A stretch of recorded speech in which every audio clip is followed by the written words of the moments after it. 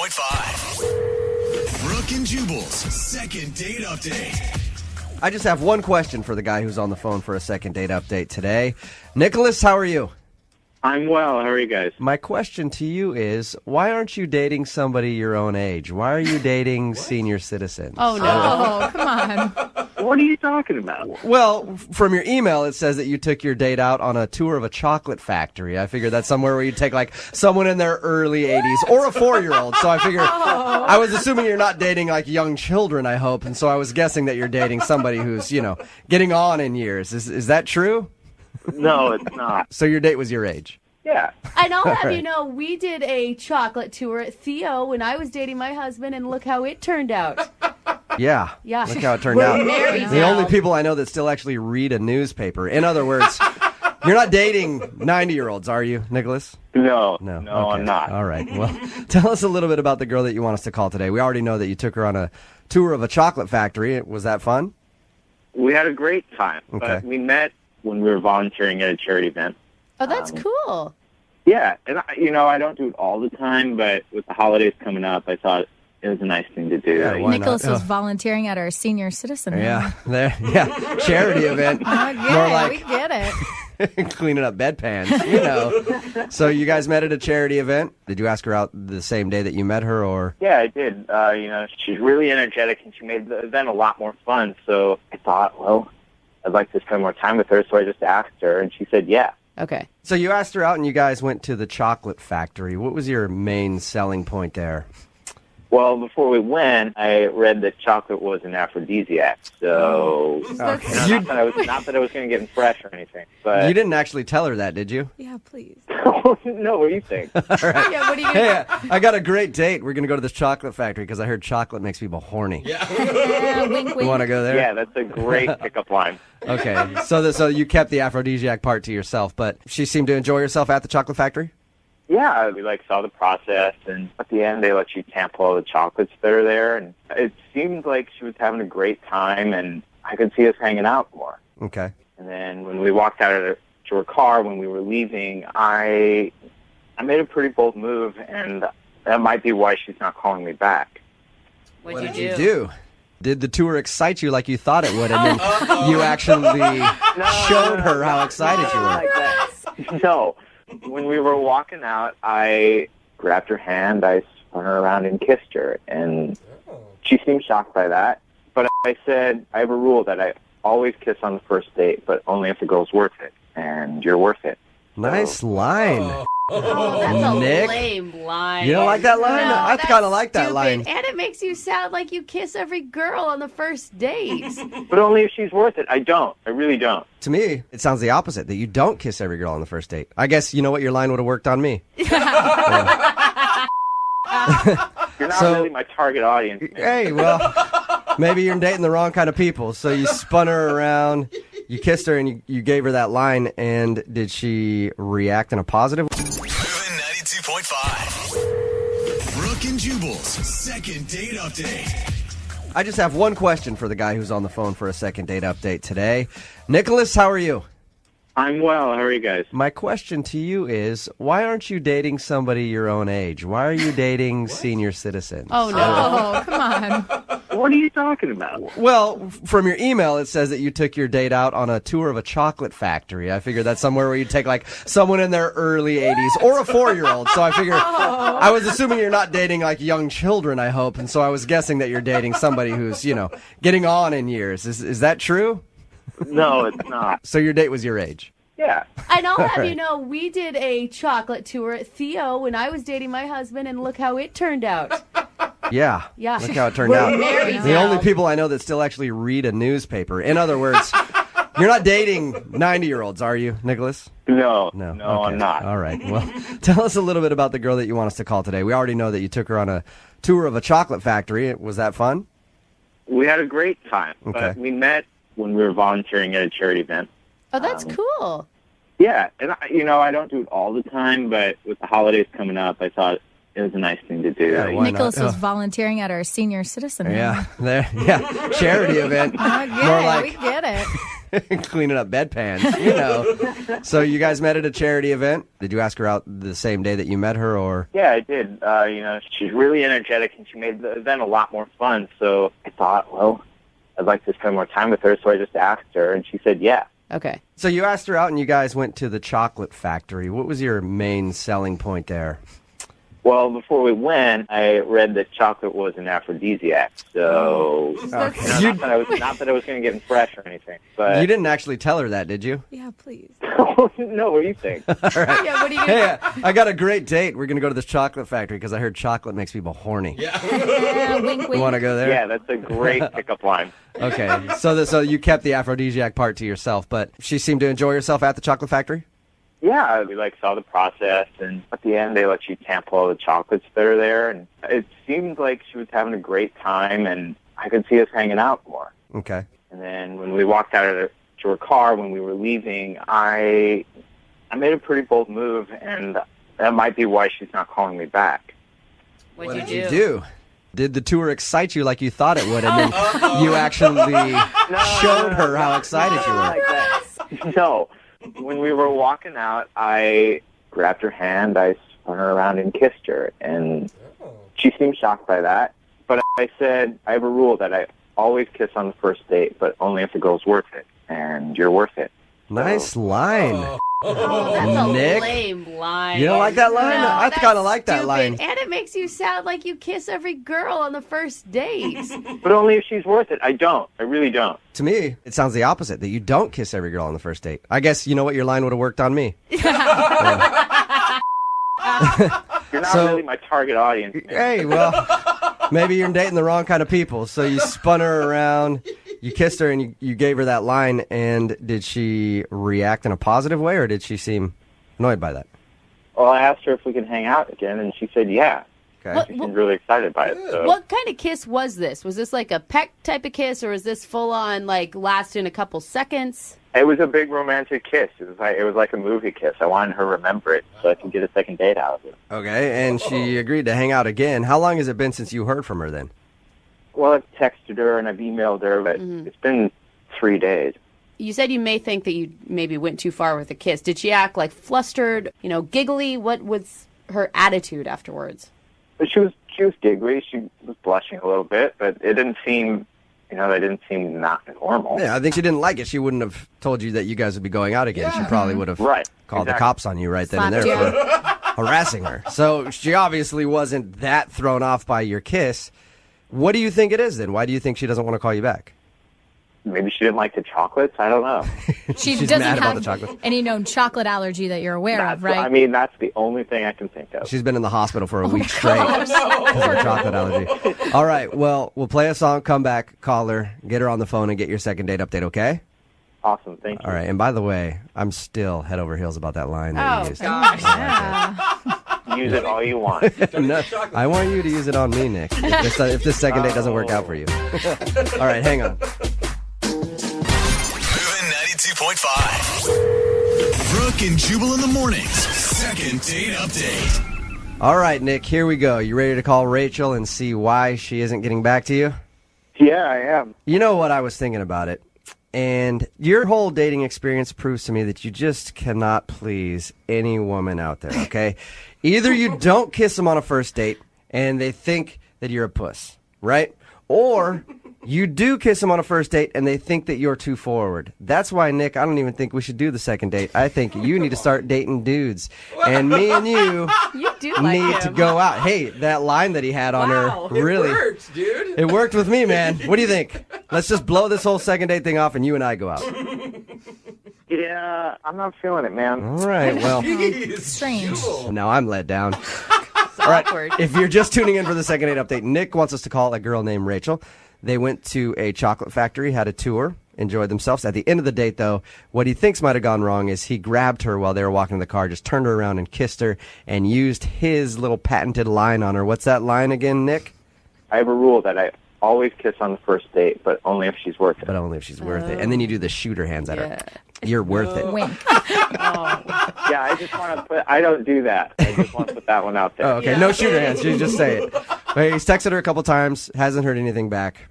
All right, man. I'm going to dial the phone number right now, see if we can get her on the phone. and find out if that's what you did wrong, okay? Thank you. Okay, here we go.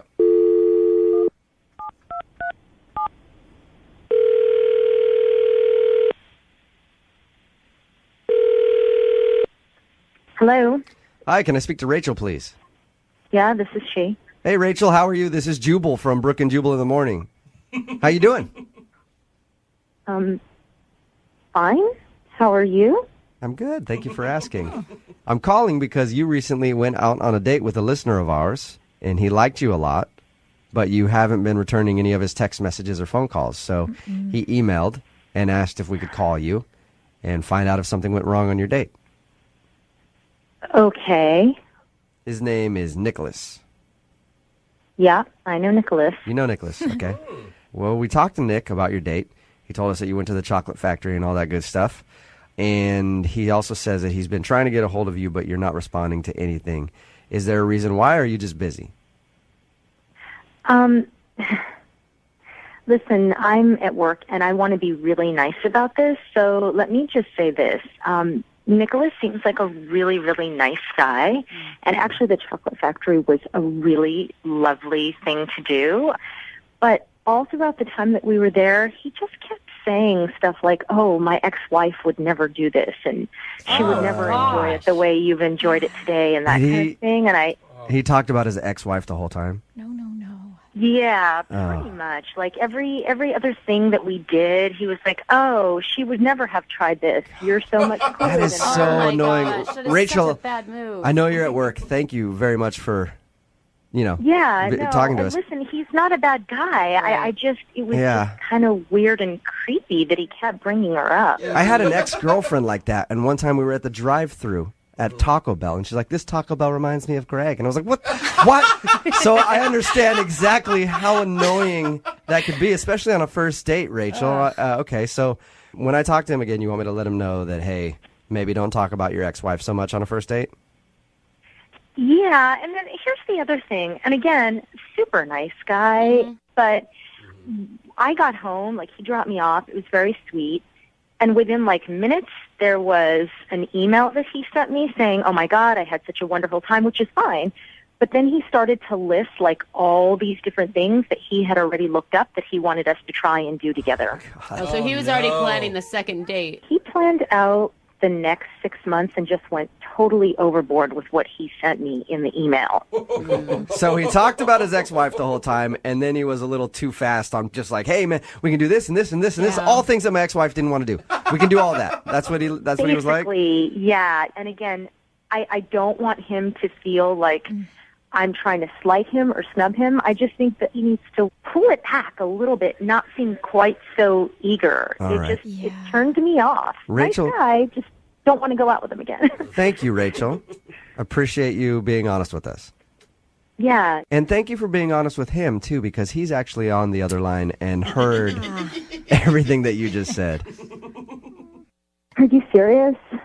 Yeah, he is serious. Yes. Moving 92.5. Brooke and Jubal in the mornings. Second date update. Mini golfing is always a good idea on a first date. I agree with that. Unless, of course, you get hammered and then get very upset when you miss a shot and then go on a profanity-laced tirade in front of a bunch of kids and then threaten to beat up the staff. Has that happened to you? Because that sounds really vivid. No, it hasn't happened to me, but I'm hoping it's happened to Todd, who's on the phone today, and that's what he did. He went mini golfing and then tried to beat everybody up. Is that right, Todd? I don't know about beat everybody up, but I did go mini golfing. Oh. Okay. Did you get angry at all during the entire 18 holes? How many do you play in mini golf? I don't know. Is it 18? Well, we played both courses, so we played 18 holes, yeah. Wow. Okay. You're a mini golf madman. Oh, yeah. That's my jam right there is mini golf. I mean, it's like the perfect entertainment, perfect first date, all that. Yeah. Okay. All right, and so you decided to take the girl that you want to call today mini golfing. How did it go? I mean, I think it went all right. We were, laughing around, joking around, having a good time. To me, I like taking all my dates mini golfing just because, it's what I do. I actually, I went pro mini golfing when I was, oh yeah. What? Yeah, I'm a professional mini golfer. They have a pro circuit? No.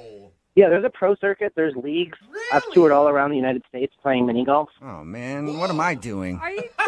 Why am I here? I didn't know that, Todd. Can I have an apprenticeship underneath you? Can you teach me so that I can go on tour Wait, mini you want golfing? Yeah, you could be his caddy. Oh no, people have cat. Yeah, no, there's whole Shut up. league. Wow. Yeah, honestly, Amazing. all over the country. There is just so many nice courses. Wait, what makes a course nice? Like a cool windmill? Well, it depends on what you're looking for. You know, like some people like more of a challenge, so there's a lot of courses with a lot more obstacles and things in the way. Some courses, they use lighting, different fiber optic lighting to make the courses look tough.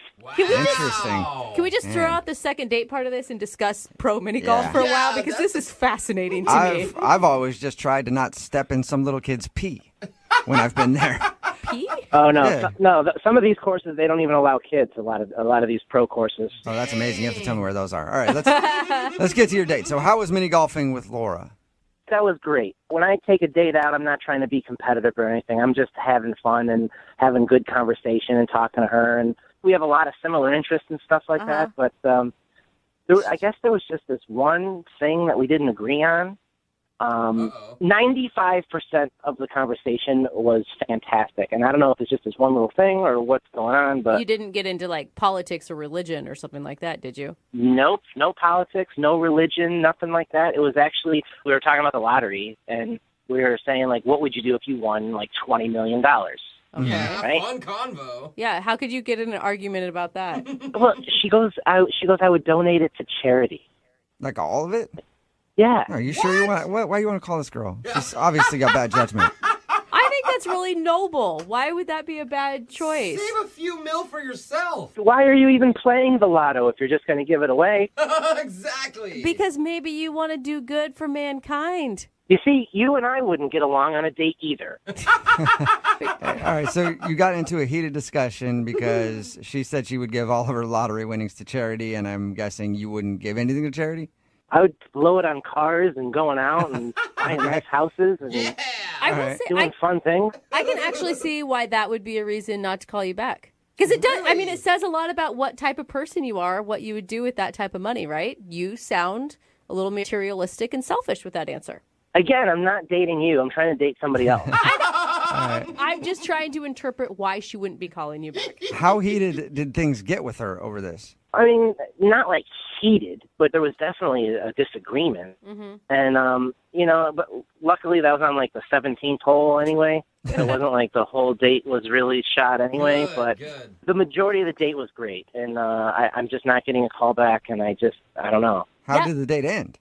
You know, I walked her back to her car and gave her a hug or whatever, and that was it. Well, I mean, I feel like a date is sometimes like a good movie. You remember the beginning and the end. The middle doesn't really matter that much. It's just the part to get you to the end. And if you end really well, it says everything. It's all she remembered. I mean, I guess. I don't know. But if you like the whole... if you're entertained throughout the whole movie, you're going to go see the sequel. No, not if the end sucks. You would never get along, you two. Yeah, I know, you guys definitely would not be dating. So when she got in her car and stuff, did she seem like she wanted to see you again? Did she say anything or look at you in a certain way? You know that look, Todd. I mean, I don't know. She's just, she gave me a hug or whatever, and she's like, okay, I'll talk to you soon. And it'd really be a shame if she's not calling me back because of that one thing. Like, Yeah. And that's why I hope you guys get her on the phone, because I just want to redo. If that's... Give me a mulligan. Yeah. All right. Well, we'll play a song, come back, call her, and get your second date update, all right?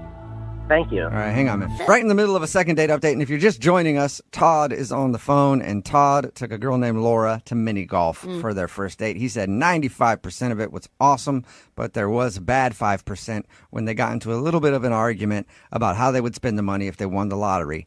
Todd says he would spend it all on material things. Laura, bleeding heart Laura, says she would give it all to charity, and I guess they argued about that a little bit. Todd, I do know one thing. If you won the lottery, you wouldn't be having to do a second date update right now. You would have date options, that's for sure. Right? Exactly. Now, if you guys go out again, are you going to be able to not bring this topic up?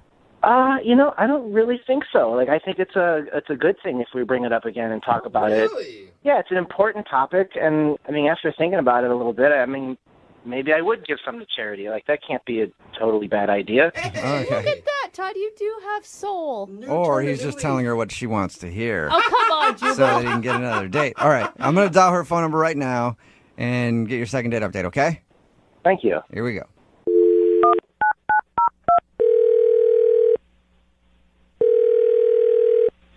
Hello?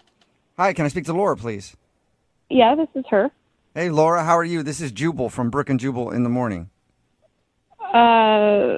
I'm fine. Who is this again? Jubal from Brooke and Jubal in the morning. It's a radio show. Okay. Which airs on the radio. Duh. I'm familiar with the radio. I guess I've just never heard of you guys, and I don't really know why you're calling me. Okay, well, we're a show that's on the radio, and we're calling you because we do a segment on our show called The Second Date Update, and you went out with one of our listeners recently. Which one? Who is this? Whoa, so there's a lot of options? Good for you. Well, I mean, that's none of your business, but no, who? Like, was it Jimmy? No, it was not Jimmy. We haven't gotten an email from a Jimmy yet about going on a date with you, but we did get one from a guy named Todd. Oh, okay. Oh, that Todd. Yeah. I remember Todd. That's what that sounded like. He says that you guys went mini golfing. We did. And now he says you're not calling him back, and he really wanted to see you again. What's wrong with Todd? I mean, I don't know if I feel comfortable talking to you people. Well, what can I do to make you comfortable, Laura? This is all about your comfort. That sounded even creepier to me for some reason. How about we already heard his side of the story, so maybe it's your chance to tell yours? Oh, so he told you his side of the story, did he? Mm-hmm, he did. What did he tell you? Well, he told us that you guys went mini golfing, and he says that most of it was great, and there was one time where he thinks he might have upset you because you two were talking about lottery winnings, if you had won the lottery, and he said he would just buy a bunch of stuff, and you were saying that you would give it to charity, and he thinks maybe that's the reason you're not calling him back.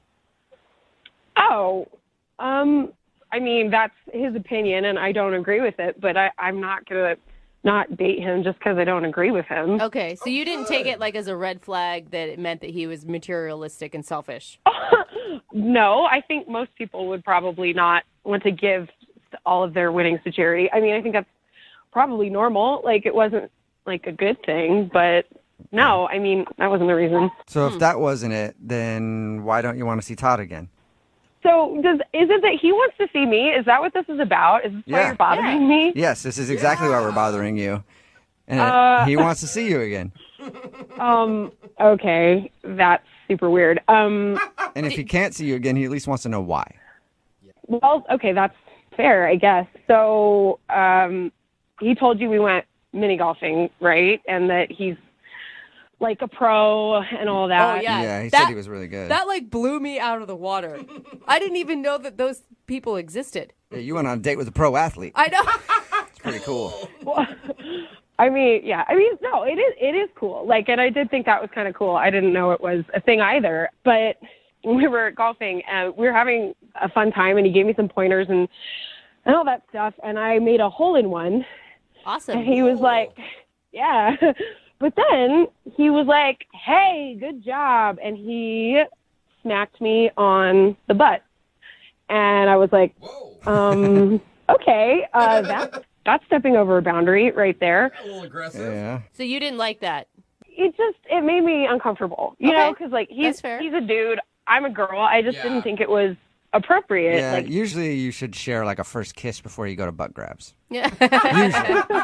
Did you tell him that you were uncomfortable with that and to not do it again? no, I probably should have, but I just I didn't want to, like, we were having a good time, and I didn't want to, I just wanted to let it go, because he's a pro. I don't know, maybe this is a thing they do. I have no idea. And I just let it go, but then at the end of the game, he did it again, and he was like, nice playing with you, and, like, another little smack on the, and it just felt really gross and kind of porny. I don't know.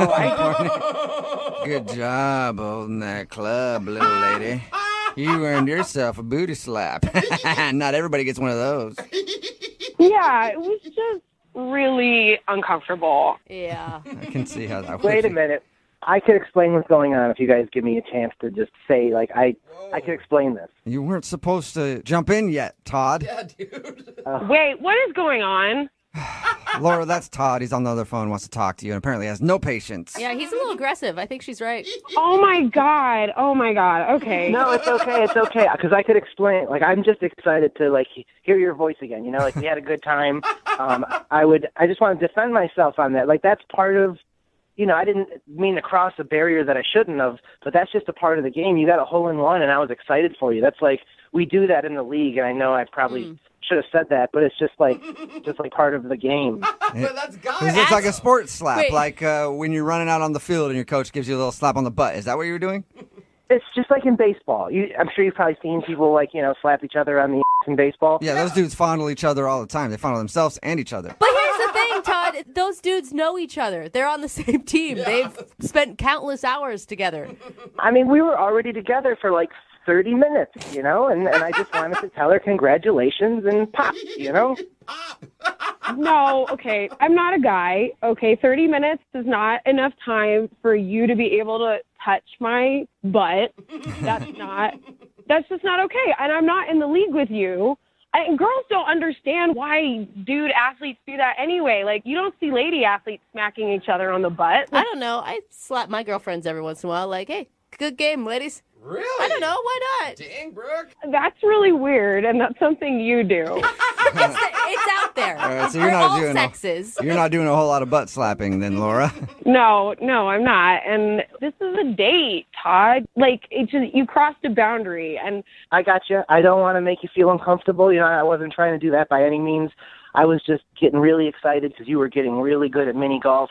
We were having fun. We were laughing. Maybe I just misinterpreted the situation, but I would just like to get a mulligan here and go out on another date and, try again and be respectful. Maybe we'll go out to dinner this time or something. And after you finish your food, he can give you a nice pat on the butt and be like, good job. Laura, would you like to go out on a second date with Todd? We will pay for it. I mean... I think his butt slap was an innocent thing. I really do. Yeah. And I feel like now he understands your boundaries. So maybe before he didn't get your boundaries. I don't know. But I tell you what, the next time we get together, I'll let you smack me on my butt twice just to get even. Just so that way, Dude, we're Laura. starting off again on an even playing field. Laura, you get a free date and you get 2 free butt slaps on him. I have a feeling she doesn't want those. I don't want to be smacked, and I don't want to smack anybody. No butt smacks on dates. Like, just no. I think that's a fair rule, Todd. I can adhere to that, all right? I got you. Butt slaps are off limits, and that's fine with me. I'm all good with that. All right, Laura, so what do you say? Butt slaps off limits, is the second date on? Will you go out with him again? Well, obviously, Todd, you went through all this trouble to do this, and the second date wouldn't hurt. I had a good time other than the butt slaps. So why not? Why not? Yeah. Yes, all right, you got a second date, Todd. Congratulations. Woohoo! I just stood up and smacked my own butt. Yeah, congratulations. I'm smacking it for you over the radio, too. Good job. Brooke and Jubal in the morning. Text in at 78592 says, note to self, if I want to smack my date on the butt, just take them to do something sporting. Talking about today's second date update. If you missed it, Todd wanted to call Laura. She wasn't calling back after their date mini golfing. We got her on the phone and found out the reason why, and it's because Todd is actually a professional mini golfer. I didn't even know that existed. Yeah. But during their game, she would do something good, and he'd smack her on the butt. Kind of like a sports slap. You know how you do that? Yeah. And she was kind of weirded out by it, and why is this dude smacking me on the butt? So she wasn't calling him back because she thought he was a little handsy. He told her that he was just innocently hey, good game or whatever. Yeah. And they did decide to go out again, just no butt slaps anymore. I think it was good on everybody's. I mean, we talked it out. Yeah, they worked it out. Yeah. And now they're going on a second date. Remember, if you want to do a second date update, all you have to do is email the show, and we will call the person that didn't call you back. Welcome back to the timeless love story, Rompless in Seattle. I love this movie. Starring Tom Hanks and Meg Ryan, Oh. 2 star-crossed lovers. Sorry, this doesn't sound right. It doesn't. Why? I Can you like just stop the it. music? Can you stop it? What? Sorry. What's going I messed up. It just didn't feel good. Let me try it again, okay? Okay. Welcome back, kittens, What? Whoa. to Rompless in Seattle. Hey. Starring Tom Wanks Oh, Tom Waits. and Meg Ryder. Oh. Hey, all Wow. This If is you're a- under 18, tune away Yeah. right now. This is the story that everybody wanted to hear. Oh, okay, you know what? Cut the music again. Oh, It's not I like working. that one too. It's not working. I'm just gonna recap normal, okay? Okay. I can't. People were really into that one. Well, I liked it. Okay, Yeah. maybe we'll do an X-rated version of the show later. But Okay. if you're just tuning in, one of our listeners, Jen, showed up 20 minutes late to her date with a guy named Tim. Shortly after that, she found out he was a mechanic and asked him to take a look at her car, which was apparently having issues. And Tim, being a nice guy, actually did. And she's worried it may have killed the vibe of the date. Yeah. Because now he's ghosting her. Right. And not in the Patrick Swayze, Demi Moore kind of way. The hot way. No, just the normal sad way. So she needs our help. Jen, did we miss anything with your date there?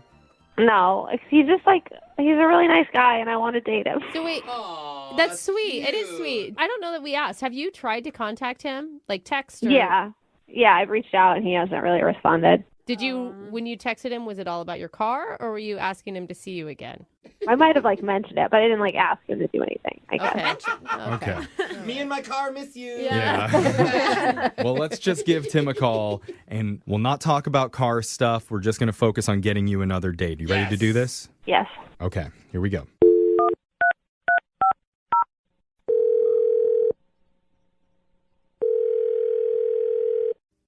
Hello, Hi, I'm looking to speak with a guy named Tim. this is Tim. Are you Are you asleep? You Tim? okay? Are you a small mouse? How come there's several people on this call? What is this? Oh, We're a morning radio show. It's called Brooke and Jeffrey in the morning. How you doing? Okay. Is this a bad time? No, what's going on? What's up? Well, we're doing a segment on our show called A Second Date.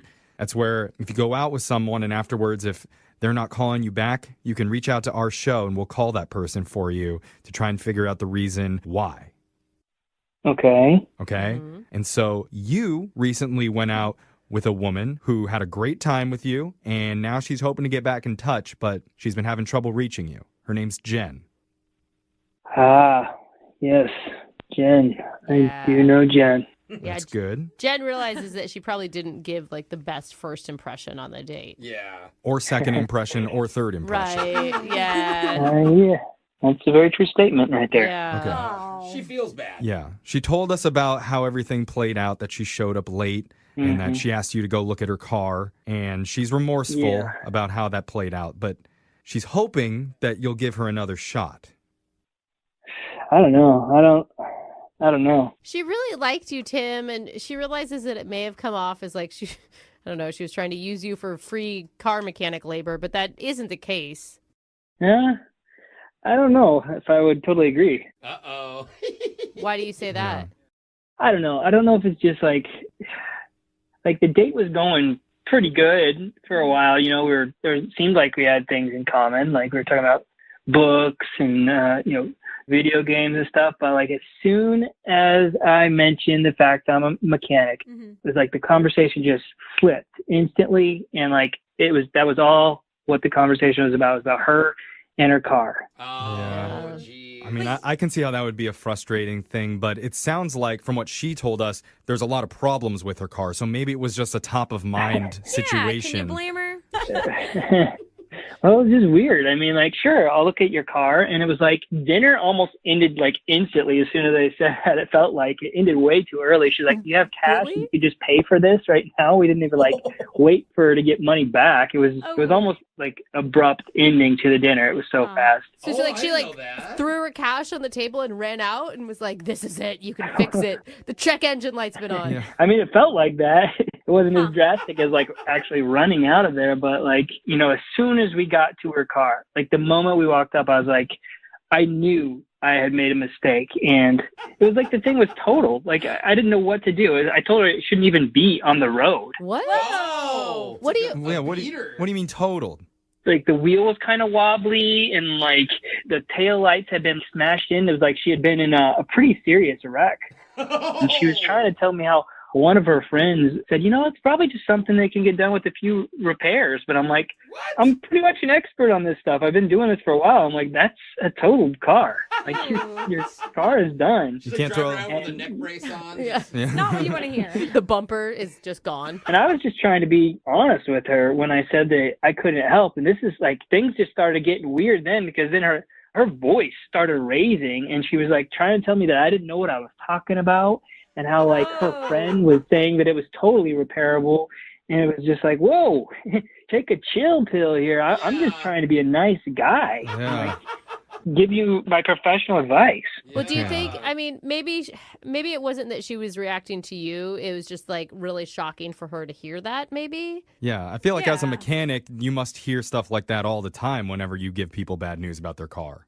Well, totally. I mean, we do, but that wasn't even the end of it. Like, on top of that, she was insistent on borrowing my car. What? I'm like, are you serious right now? Wait, hold up. For where? Yeah, what did she say? She didn't even, she's like, hey, you got to at least let me borrow your car so I can get around for a bit. What? That night right there, she wanted to borrow your car? Yeah. This girl is genius. Genius. Wait, was she joking? I mean, that had to have been a joke that maybe you just didn't read right. No, I mean, it wasn't a joke at all. She said to me, you're a mechanic. You have access to lots of cars. You can just drive one of those for a few days. Oh my gosh. Did you, I feel bad asking, but did you let her? No, I did not, but I did get her a tow truck because I am a nice guy and I had AAA. So I was like, the least I can do is not let this girl drive in this thing again because this thing is like messed up. Wow. So wait, What? Took her car away from her? Well, it wasn't good to drive, Alexa. Yeah. It was falling apart. It was in danger on the road. Sounds like he doesn't know what he's doing. Yeah. Okay. Well, All right, Alexa. Tim, when we spoke to Jen, she never told us the back end of that story. She just said that you looked at her car. Yeah. Yeah, I mean, that's the truth of it. I mean, Oh boy. That is so crazy. What is she, like, does she really want to date with you then? Now I'm even questioning her motives. Well, maybe we should ask her because I need to tell you, Tim, that Jem's been on the other line listening and she wants to talk to you. Hi, are you kidding Tim. me? Like, that's, hi, Jen. Look, I guess I'm sorry that you felt used, but like, I don't even understand what you're so upset about. Whoa. I was just asking for help. You weren't just asking for help. I mean, you were basically, it felt like you were demanding to use my car and like instructing me on how to do my own job. Like, you just said, like, I'm in this undrivable car, and you're, like, an expert, Yeah. and I have you in front of me, and I'm not going to ask you, like, hey, can you look at this? Like, and then, yeah, I asked to borrow your car because it's, like, 10:30 at night. What do you want me to do, like, walk around at night by myself? You just told me that I shouldn't be behind the wheel of this car. Yeah, I could have gave you a ride home instead of you borrowing my car. I just thought you had, like, options for other vehicles, and if you could help me out, why wouldn't you want, we just had, like, a great date. Well, Jen, when a plumber comes to your house to fix a broken pipe, they don't stay at the plumber's house while they fix it for you. Well, I wasn't dating a plumber, okay? I was on a date with a mechanic. No, that's not my point. And you're on a date. Like, he owes you nothing. You're Dates are like friends, and friends help you do things. You're not friends yet. You're not friends yet. It's one date. You don't get that. He doesn't. I feel like he did help. He No. paid for a tow truck. It's a very entitled thing to do, to assume that this guy should loan you his car. Yeah. I just thought he seemed really nice and helpful. I don't understand what the big deal is. I was going to say we could just keep dating, but I don't even know if I want to anymore. Oh, wow. I don't know that option was on the table. Yeah. Really, Tim? It sounds like you overstepped, Jen. Maybe as long as you stop texting me about your car issues, I don't need to update, Oh, you're still doing that? I told him it was still not going great. He's assuming I actually wanted to know the update. I thought you were a nice guy, and you're acting like such a jerk right now. Like, all I needed was some help. Like, you're making it such a huge thing that, like, oh, you're a mechanic, and I asked you for advice. Like, She has a point. Well, sorry to say, if I'm such a big jerk, I guess you don't need to reach out to me anymore. Yeah, I mean, you're not wrong. I mean, You're Tim, not wrong. you have to ask yourself, am I car shaming her right now? I mean, I think she did a good job of car shaming herself. Yeah. Okay. Well, wow. I mean, the conversation isn't going great right now, but I still Yeah. need to ask, Tim, would you like to go out on a second date with Jen we will pay for it. I'm going to have to say no, thank you. Shocking. Oh, man, I felt that Shocking. chemistry. I know. And Okay. how would Jen get there anyway? She doesn't have a Yeah, car. that's a good point. Uber. How about this, Tim? Would you be willing to give Jen a friends and family discount on fixing her car? I mean, if her car was actually fixable, then yes. But the thing it's a piece of junk. It's fine. I'll take it to a real expert. It's totaled. Everyone's going to tell you that. Sounds like your friend is one, so just take it right on to your friend. We've heard about hundreds of dates on this show, and I can tell you, based on everything that we've learned, the single sexiest thing a woman can do on a date Okay. is be prompt. What? I thought right. you were going to say, like, be yourself, be confident. No, show up on time. Oh. You can't spell prompt without romp. That's not an accident. They did that on purpose. Actually, 4 out of 5 relationship experts say if your legs are in the door on time, they'll be in the air 3 hours later. Hey, all right. Is that the secret? Yeah, I read it. That's the expert saying Okay, that. wow. Well- the experts have gotten very naughty. There's some saucy experts out there. Unfortunately, for one of our listeners, Jen, she was not prompt during her first date. Oh, Legs God. on the ground the whole Yeah. time. Yeah, so unattractive. So, of course, she went rompless, and now she needs our help. So, Jen, how you doing today? Hi, I'm okay. How are you? I'm doing all right. Tell us about the guy that you were not prompt for. What was his name? His name is Tim. I met him online. Okay. He's really cute. Oh, that's good. That's good. I mean, how late were you to this date?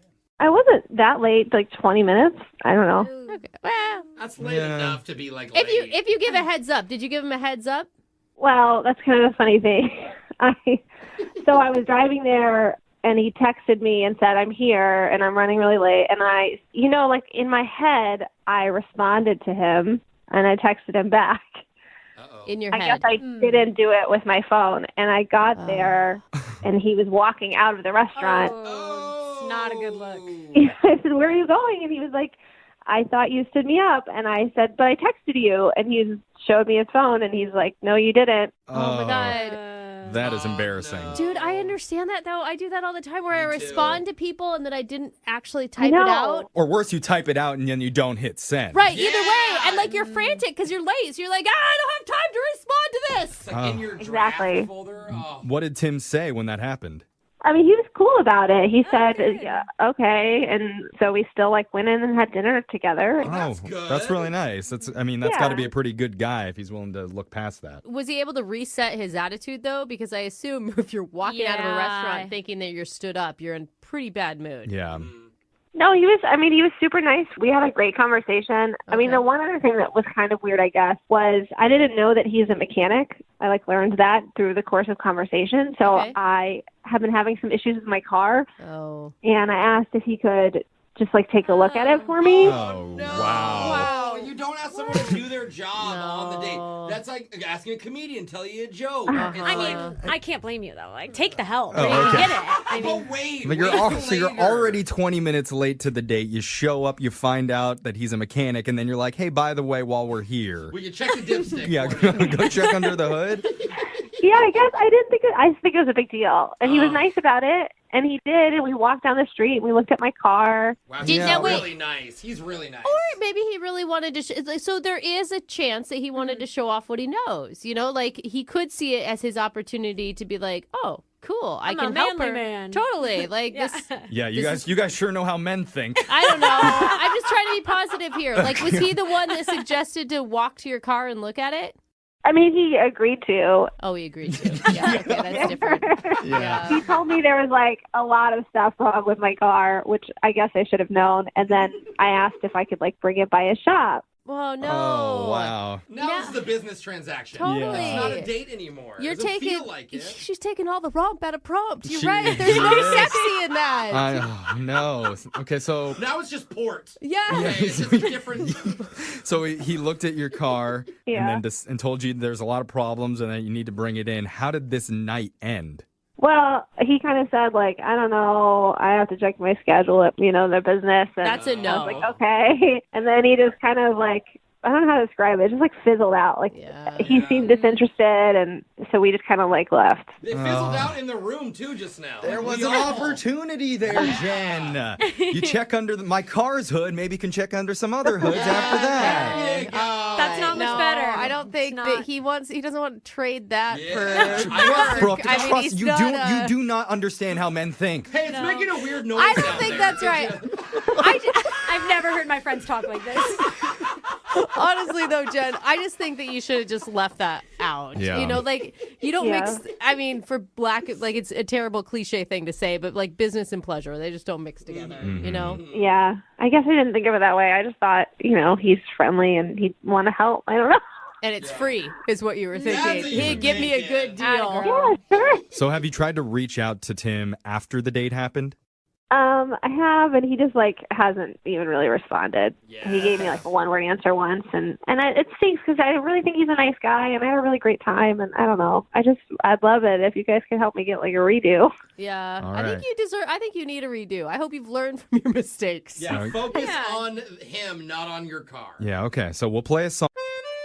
Usually for second dates, I look through all the emails that we get, and I'll choose the most interesting date story or someone with a unique name to call. Totally. Yeah, hopefully you don't pick the most boring one. Yeah. But Something that today, people will remember. I think I just chose this one because I'm hungry. Oh, man. what? Jeff. Because one of our listeners, Jeremy, says he owns a local cafe. Oh, let's go. Yeah, I said, let's call that guy. Yeah. Oh, yeah. We would want to get free Dude, breakfast. I need a homie Hungry. hookup, all right? So- and some pancakes. Yeah, Jeremy, if we do this for you, could we get a friend's family discount at your place or what? Absolutely. All right. right. It's official. I'll even throw in one of my world famous cinnamon rolls for you guys. I love cinnamon rolls. Did you say 1 or 4?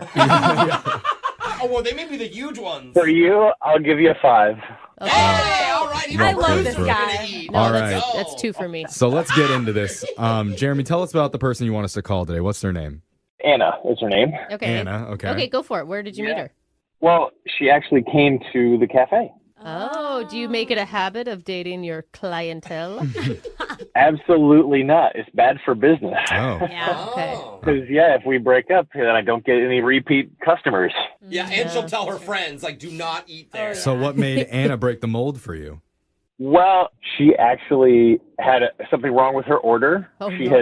had made a substitution, and then there was just, sticky finger with the waiters. It happens sometimes. Sticky fingers? What do you mean? He stole some of her breakfast? I don't understand what you mean like that. 6 strips of Or bacon. he literally put down a plate with syrup all over his hands. Yeah, sorry.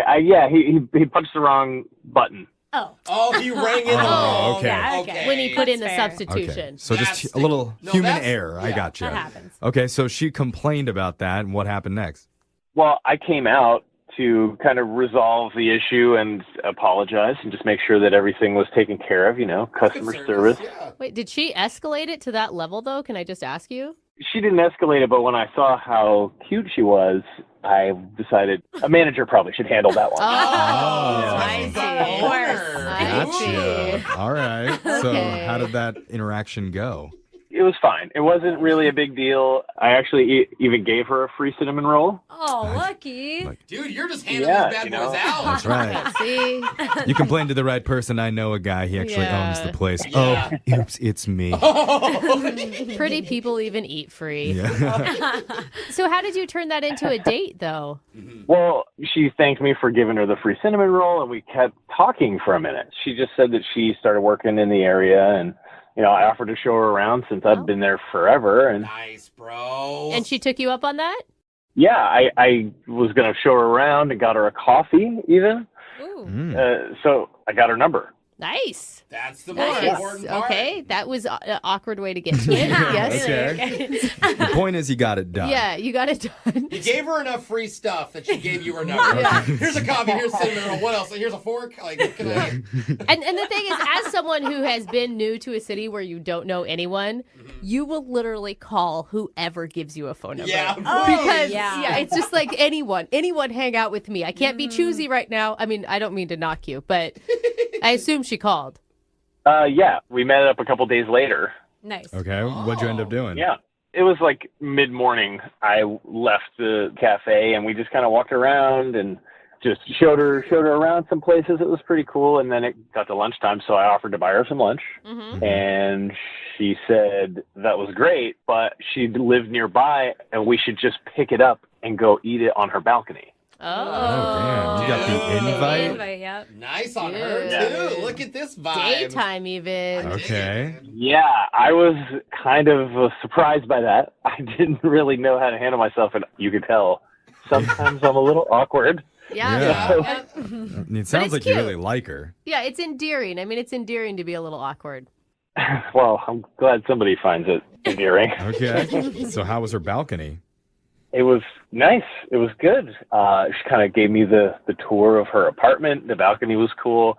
What else did she show you? Did she show you anything else at lunchtime? Oh, my God. Wow, Brooke. No? It's not cute when you say it like that. Afternoon delight. I wasn't trying to go there. Like, when we got to, like, here's my bedroom, I was like, okay, so what is the move here? What's happening exactly? I was trying to pick up on everything. You just go jump in. Awkward. All right, so- get in, silly. Look at your bed looks too made. Let's try to undo that. That's a good Oh line. my gosh. He is awkward. I wasn't trying to make it romantic, but, that was in the air, so. So what happened? Did anything happen? No, I awkwarded my way back over to work. There was no kiss or anything?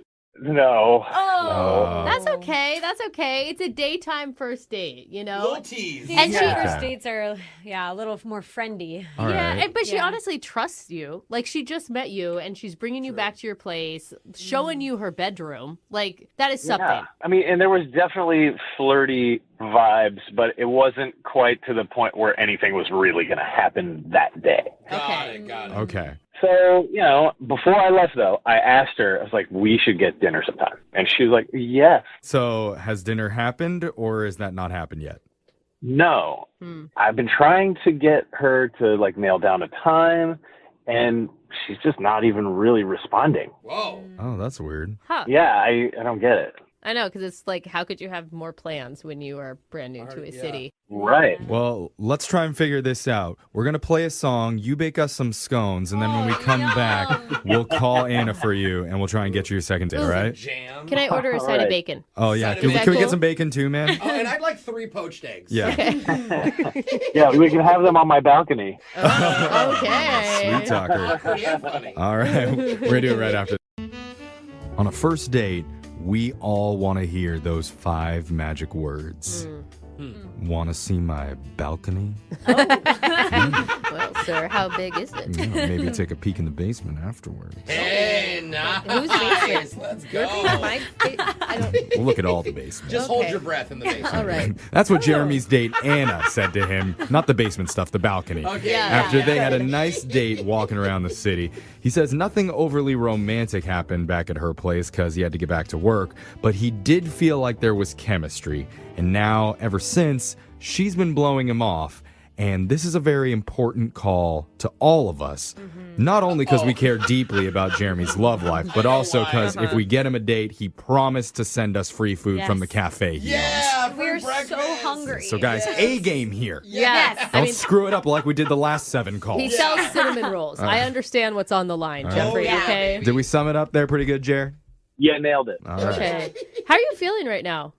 I'm a little nervous, but, I'm really curious. I really want to know why. Let's do this. I'm ready to go. We're going to call Anna here, and we're going to try and get you your second date, get you back up to her balcony.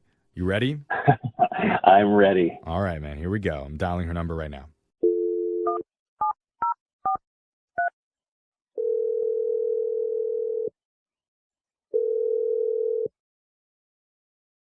Hello? Hey, is this Anna? Yes, this is Anna. Hey, Anna. My name's Jeff from the radio show Brooke and Jeffrey in the Morning. How you doing? I'm okay. What's the reason for calling? We're calling because we do a segment on the show called The Second Date. Have you ever heard of anything like that before? No, I haven't. Sorry, I don't know who you guys are. I just moved to this area, and I haven't even listened to the radio. Oh, that's one good. time. Lots of areas, so that's offensive. That's okay. We're the welcome crew. We'd like to welcome you to the area. Yes. Heard that you've made quite the impact already, so good job on you. We're welcoming you on behalf of our good friend Jeremy, who you met recently. Do You remember Jeremy? Jeremy? Yeah. He works at a cafe. He owns it. Yeah, I know Jeremy. I'm just a little confused about why you're calling. Well, Jeremy asked us to reach out to you because he says you guys hung out and he had a great time and he was thinking you might see each other again, but he's been having a hard time getting a hold of you and he's not really sure why.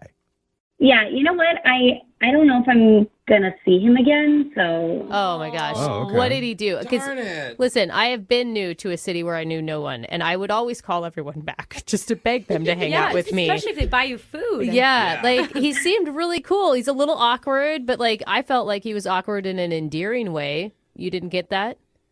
No, I mean, I definitely got that, and I had a good time hanging out with Jeremy, but there was... Okay, so I've been to his cafe twice, and, you know, I met him there the first time, and then we hung out a little bit. And then I actually stopped by a few days after that just to say hi, but he wasn't there. So I ended up ordering a cinnamon roll. Can I ask, is that detail important to your story, or just a humble brag? I know. I'm already so hungry right now, and if you describe a cinnamon roll to me, I might lose it.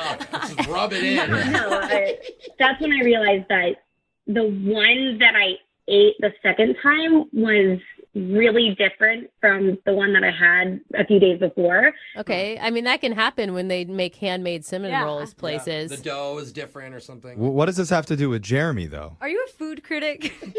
No, I'm not a food critic. I understand that question, but I have to give some background first because his cafe has been in his family for generations. Cool. And so we were talking about them when we hung out, and I shared that my grandma Margaret, she made these great cinnamon rolls, and I know that his cafe is kind of known for cinnamon rolls, so I showed him my recipe book because it was right there in my kitchen. And when I went back a few days later, I realized that he was making my family cinnamon rolls.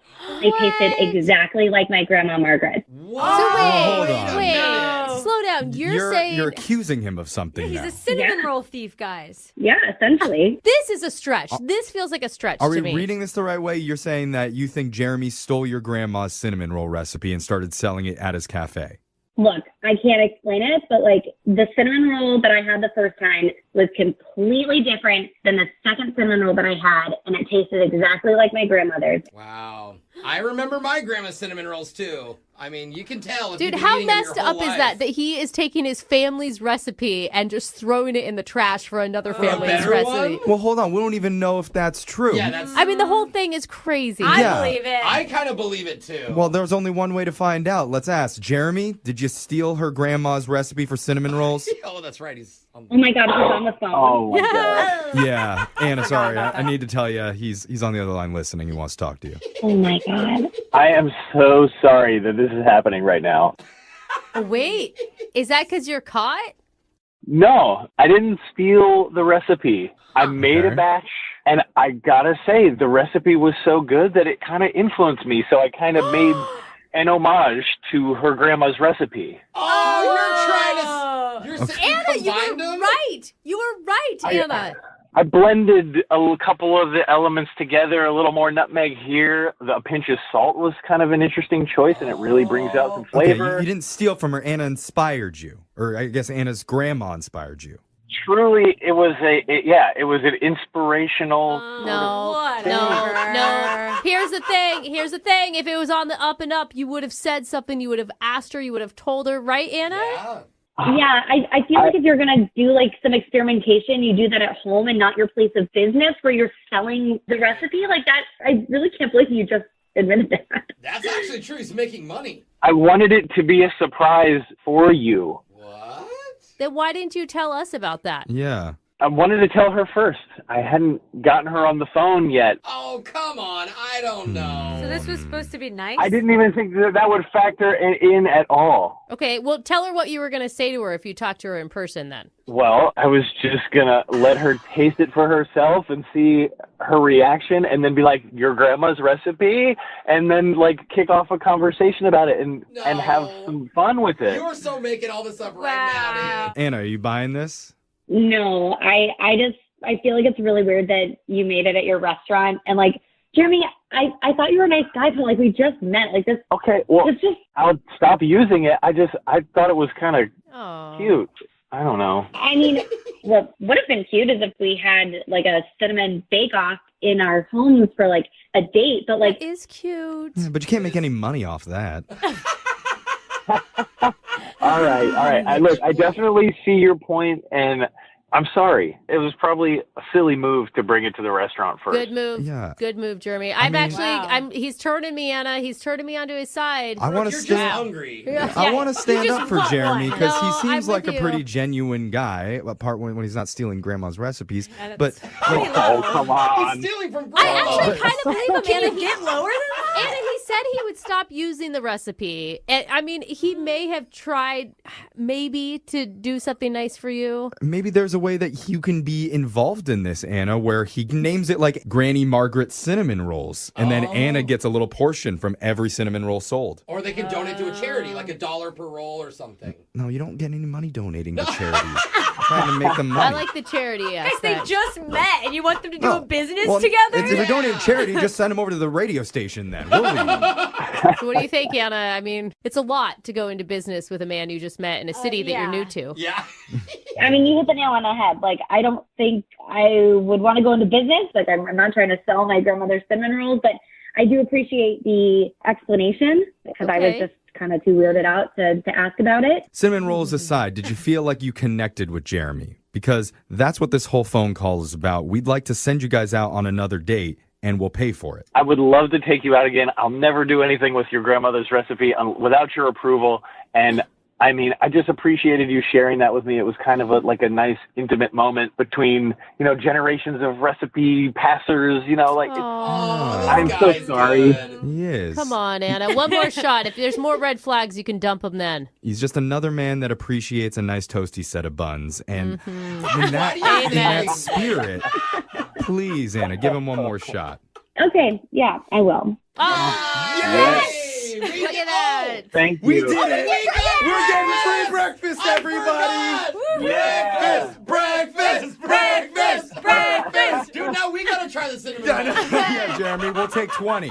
You guys got to pick which kind you want, grandma's or mine. Little bit of both. Yeah, you said you weren't making grannies anymore. Uh-oh, busted, I guess.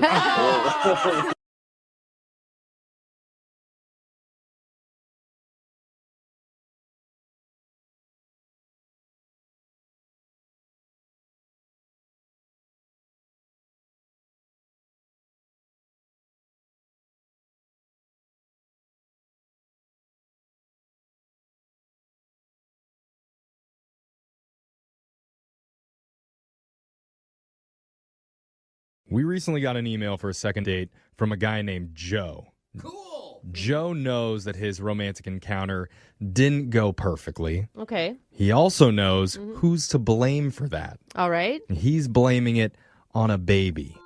What? That is not. I thought we would be self-aware here. Now, Can you Joe, blame anything on a baby? I get it, dude. I can't tell you how many emails we get from listeners whose dates have been brought down by a rogue baby. It's a rogue baby now. Like a baby that just came out of nowhere. So many rogue babies out there trying to ruin love. So what's going on, Joe? You want to fight this baby or what? The baby ruined my chances, I think, with this girl I met. Wait. Hold on. Was it her baby? Well, hold on. We'll get to the selfish baby in just a second. Why But am I first, tell us about the girl that you want us to call. What's her name? Her name is Tara. Okay, and how'd you meet her? It's kind of a funny story how we met, actually. It usually never is. So, I met her at a bowling alley. a bowling alley? Okay, Yeah. Jeff. Good one, yeah, man. That Loved is it. some sarcastic humor right okay. there. Sarcastic laughter. All right. Sorry, go Sorry. ahead, man. I'm in a bowling league for a long time with my buddies, and we get together every week. Good fun, laughing and joking. Mm-hmm. And my buddy Murphy, we call him Murph. Of course, Murphy's in a bowling league. Yeah. Yeah, Murphy's all right. He was telling me a joke while I'm waiting for the ball to come back and the ball return. And all of a sudden, I was distracted for a minute. The ball came back really hard and smashed my fingers right up against the side of the return. Oh my God, I can feel that. I can picture Oh it too. my God. That's the worst. I just grabbed my own hand. Yeah. And my pinky got bent a little. It just was starting to swell up. Wow. I can imagine. Yeah, your entire career of bowling flashing before your eyes. So where does Tara come into the picture? So I had to tell Murph and the guys that I couldn't bowl anymore, and I had to get some ice. All right. So there was a long line at the bar, and there was this lady in front of me, and I needed to get ice really bad, so I asked her if she wouldn't mind if I could get in front of her. Yeah. I mean, I think it's totally reasonable that you would cut to the front. Yeah, and she was just really cool. We were just talking for a while after I got my ice and getting to know each other. Yeah, you always got to reel them in with a little injury. Yeah. Yeah, women love a guy that's in pain a little bit. And then they're like, let me take care of you. That's right. I like what you did there, Joe. Very smooth. She seemed very nurturing. Yeah. Did you ask her out, or was this your guys' like date hangout? Well, I couldn't go back to bowling, and, Right. I was getting a little hungry, so I said, hey, Tara, why don't we grab a burger right here at the diner inside the bowling alley? Wow, Tara, look at that. We're both in a restaurant together. I can't hold the burger, so maybe you could feed it to me. Because my hand is in so much pain. Lick my pinky? That would have been a great idea. I mean, I didn't even think of that. So what did you guys do? Just ate together? Yeah, we went into the diner. We sat at a booth, ate together, joking around with one another. It was going well, is what it sounds like. When did it go wrong?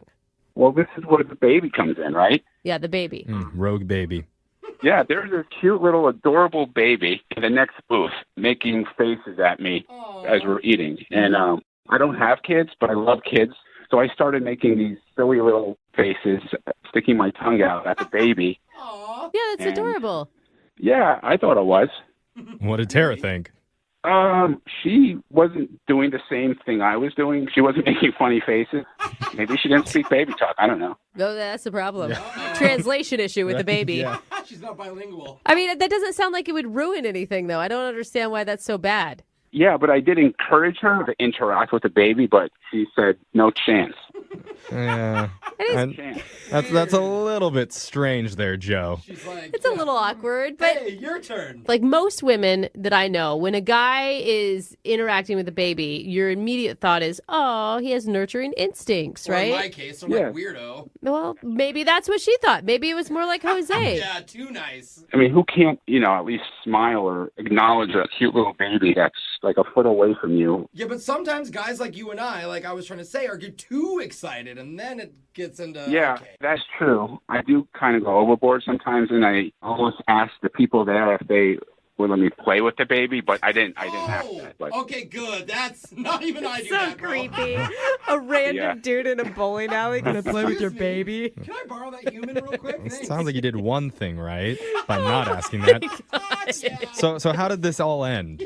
Well, at this point, I went back to my buddies at our lane, and then she went back to her friends at her lane. We were like 3 or 4 lanes apart. Ooh, that could be good or really awkward.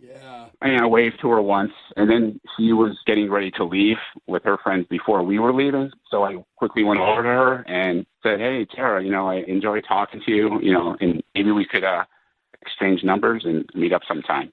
So we did. We exchanged phone numbers. So I thought at that it was a nice ending to a funny little awkward story of how I met her. Your pinky got you a number, dude. All right. How weird, but It's I the get tiniest little wingman ever. So you've reached out to her since then? Yes. Okay. And nothing. That's weird. Why would she give you her number? And it's really her number? Yeah, I'm pretty sure it's her voice on the voicemail. Okay, that's the big indicator that is her number. All right. Well, here's what we're going to do. We're going to play a song, come back, call Tara for you, and try and get you a second date. All right, Joe? Sounds great.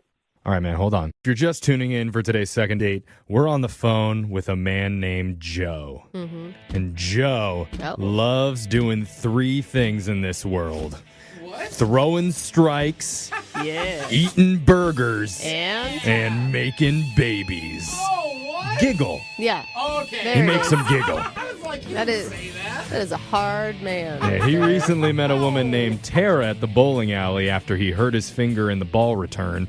They ended up sitting down in the diner there, eating together, but Joe got distracted by a cute baby in the booth next to them. After that, he was able to get her number, Tara's number, not the baby's, but now Tara is not calling Joe back. Oh, That's man. That's the most manly thing when you're like, yeah, he likes to do this and this, and then he got distracted by a baby. Yeah, Jose understands that, Joe, just so you know. I get it. Yeah. I mean, if you could talk to her and find out, I mean, if I ruined my chances of going out with her because of that darn baby, I'm going to be upset. So here's my question that I didn't ever ask, because I know when Jose tries to entertain my children, they run in fear, right? They usually cry. Yeah. Was the baby into you?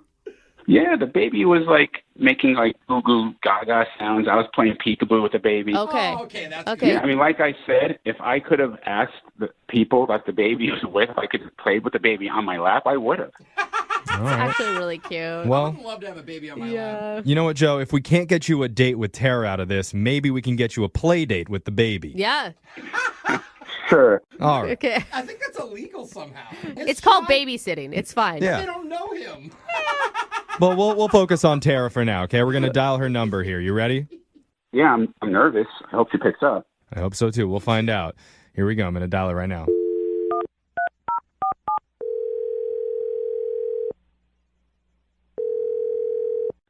Hello. Hi, can I speak to Tara, please? Who's this? This is young Jeffrey from Brooke and Jeffrey in the morning. You have a moment to talk? Okay. Is that okay with you? What's this about? Well, we do something on our show called a second date. That's where if you go out with somebody and afterwards they're not calling you back, you can reach out to us and we'll give them a call and try and figure out the reason why. Yeah. And the person that reached out to us about you, his name is Joe. Oh, Joe. Right. Yeah. Okay. You met him at the bowling alley. He had that Yes, and then at the bowling alley. career-ending pinky injury. Yeah, he had an epic pinky injury. Oh, epic. Epic. I don't think those words have ever been put together. An epic pinky injury. Injury for the ages. He told us a lot about your night together, and he had a lot of positive things to say. He said that you were very kind and very nurturing. Mm-hmm. He also mentioned that you guys went into the diner and sat down for a bite to eat. We did. I love that diner. Ooh, good. Did you have a good time? Yeah, it was good. I mean, look, he's a good guy. He's kind of cute. You know, I enjoyed the time I had with him at the diner. Okay. He also told us about the baby that selfishly butted in.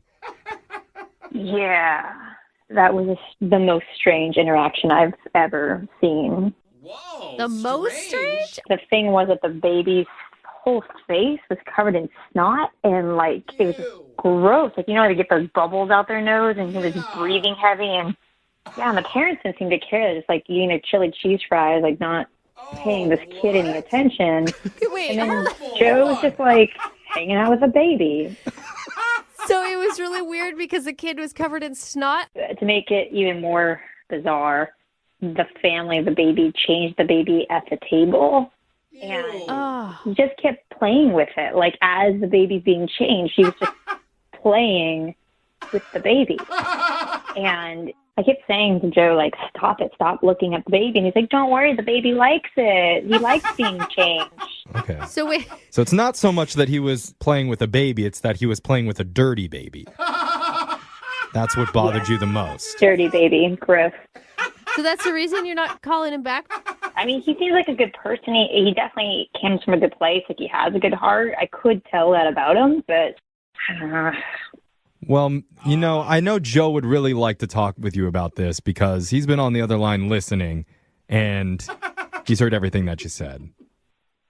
Wait, what? Yeah. Hi, Tara. Oh. That's Hi. Joe.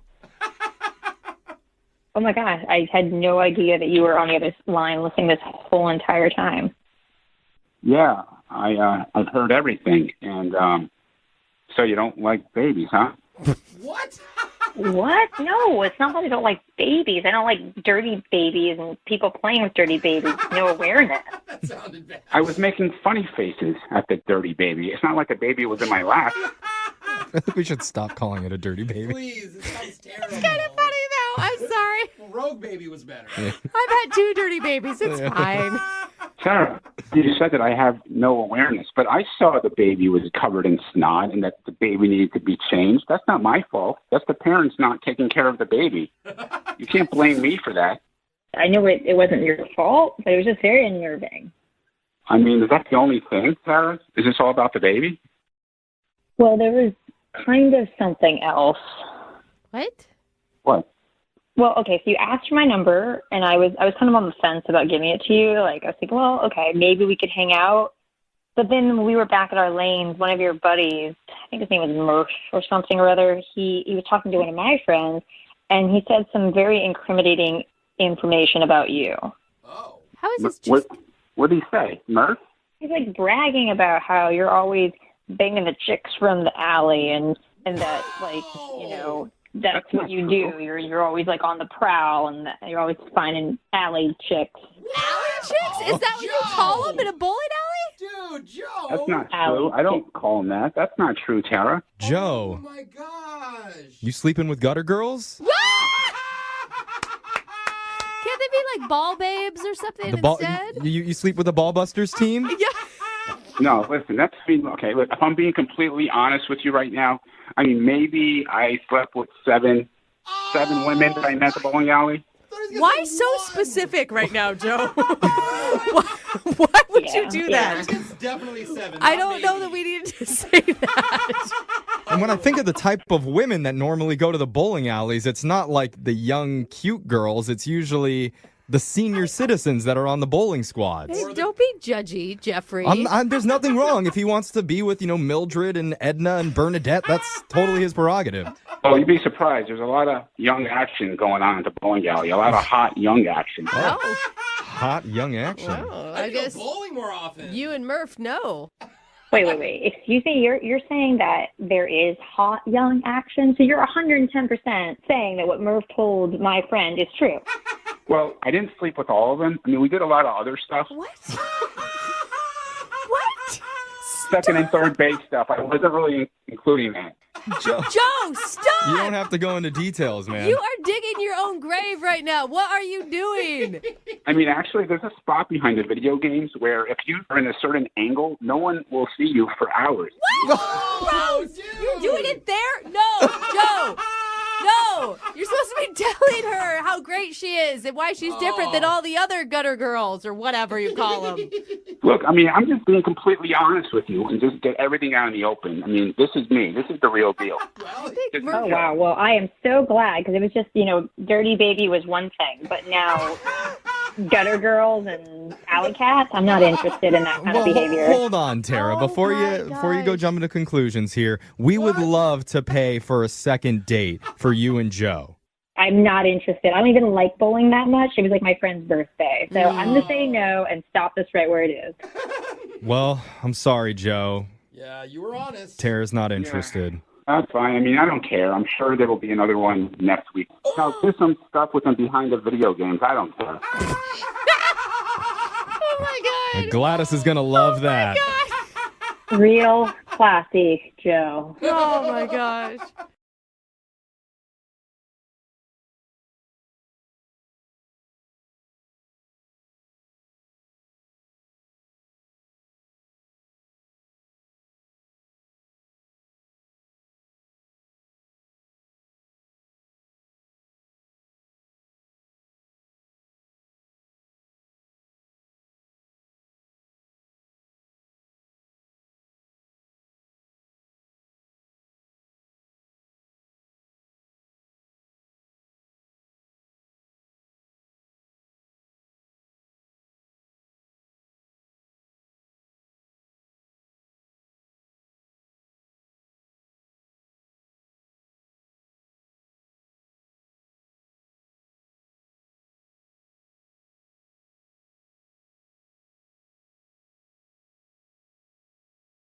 Moving 92.5. Brooke and Jubal's second date update.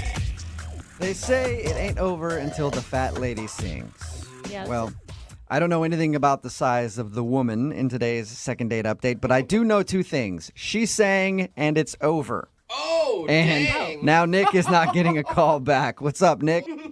It's kind of a harsh way to put it. It's the only thing I can think of. You said that you met this girl and she's a singer, and now she's not calling you back? Yeah, I think I messed up, Okay. Okay. Did you meet her at one of her gigs or something, or how'd you meet her?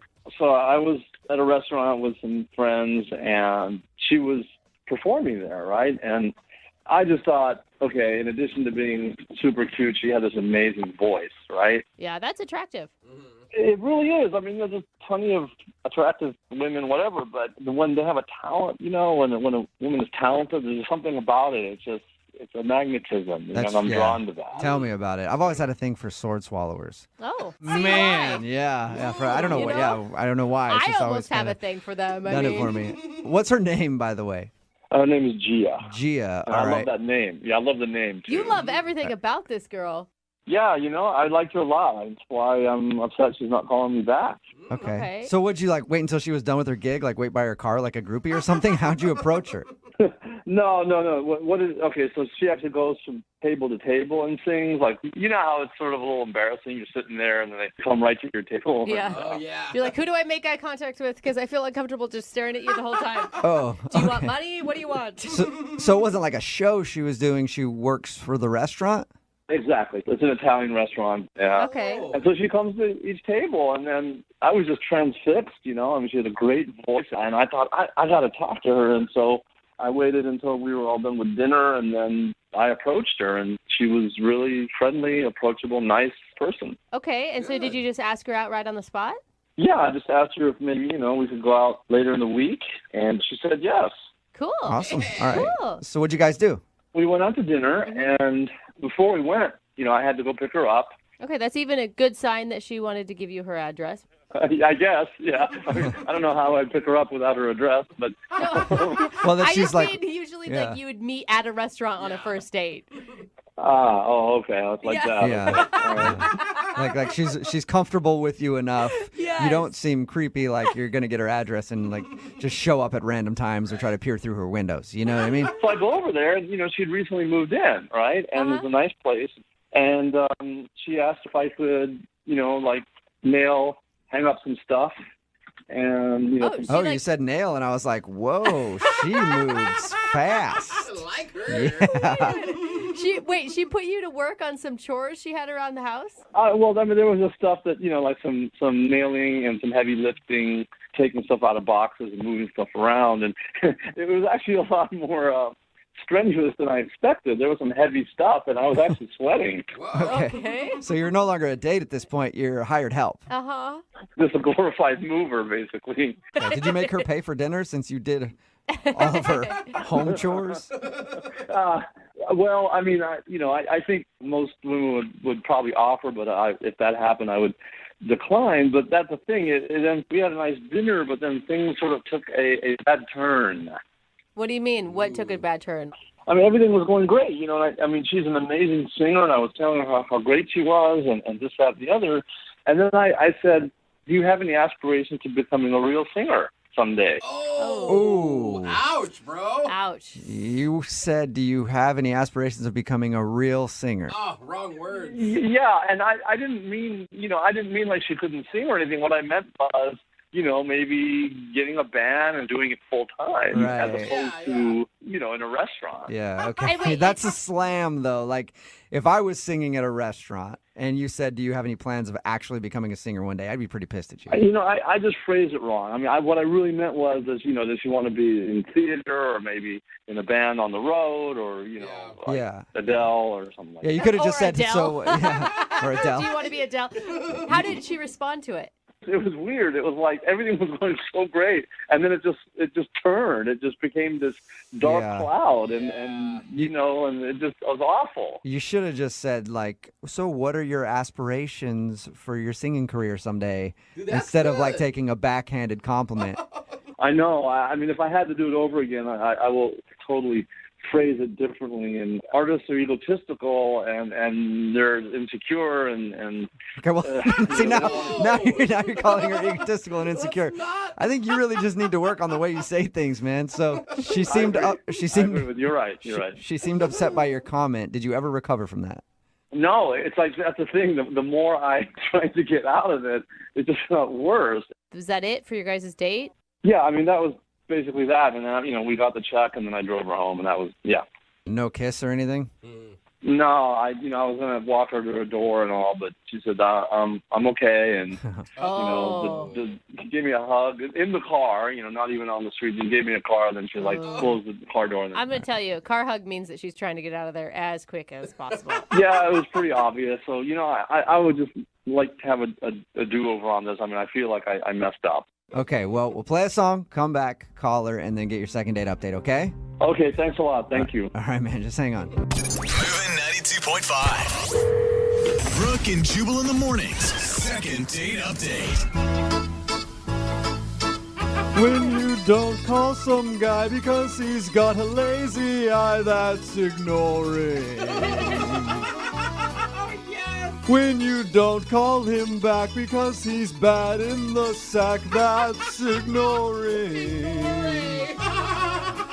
If you're wondering why I'm singing in Italian, right? That's not in Italian, that's in English, but you Yeah, know well, what it's you as know what close as you get. You know what I'm saying. You're right in the middle of your second date update, and Nick is on the phone with us, and Nick isn't getting a call back from an Italian singer. Are you trying to steal his heart right now, Jubal? Because he had a thing for that Italian singer, but now he may have a thing for you. Yeah. Nick really liked her. She was singing at a restaurant that she works at. She's one of those people that goes around with the tables at an Italian restaurant and kind of sings to people. And he actually had the nerve to ask her out after he ate dinner. Yeah. They decided to go out, but he thinks everything went wrong because he kind of slammed her job. Mm-hmm. He was trying to give her a compliment and say, like, oh, you should think about doing bigger things with your singing.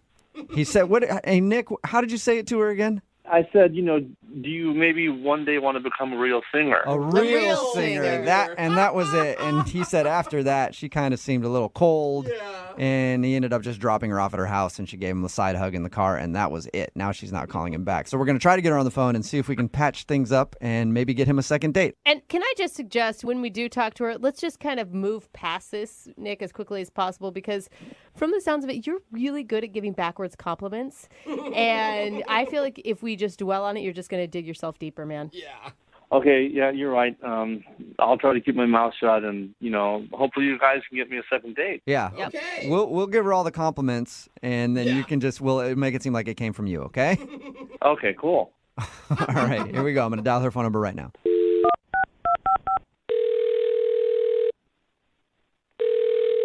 Hello? Hi, can I speak to Gia, please? This is Gia. Hey, what's up, Gia? How are you? This is Jubal from Brooke and Jubal in the morning.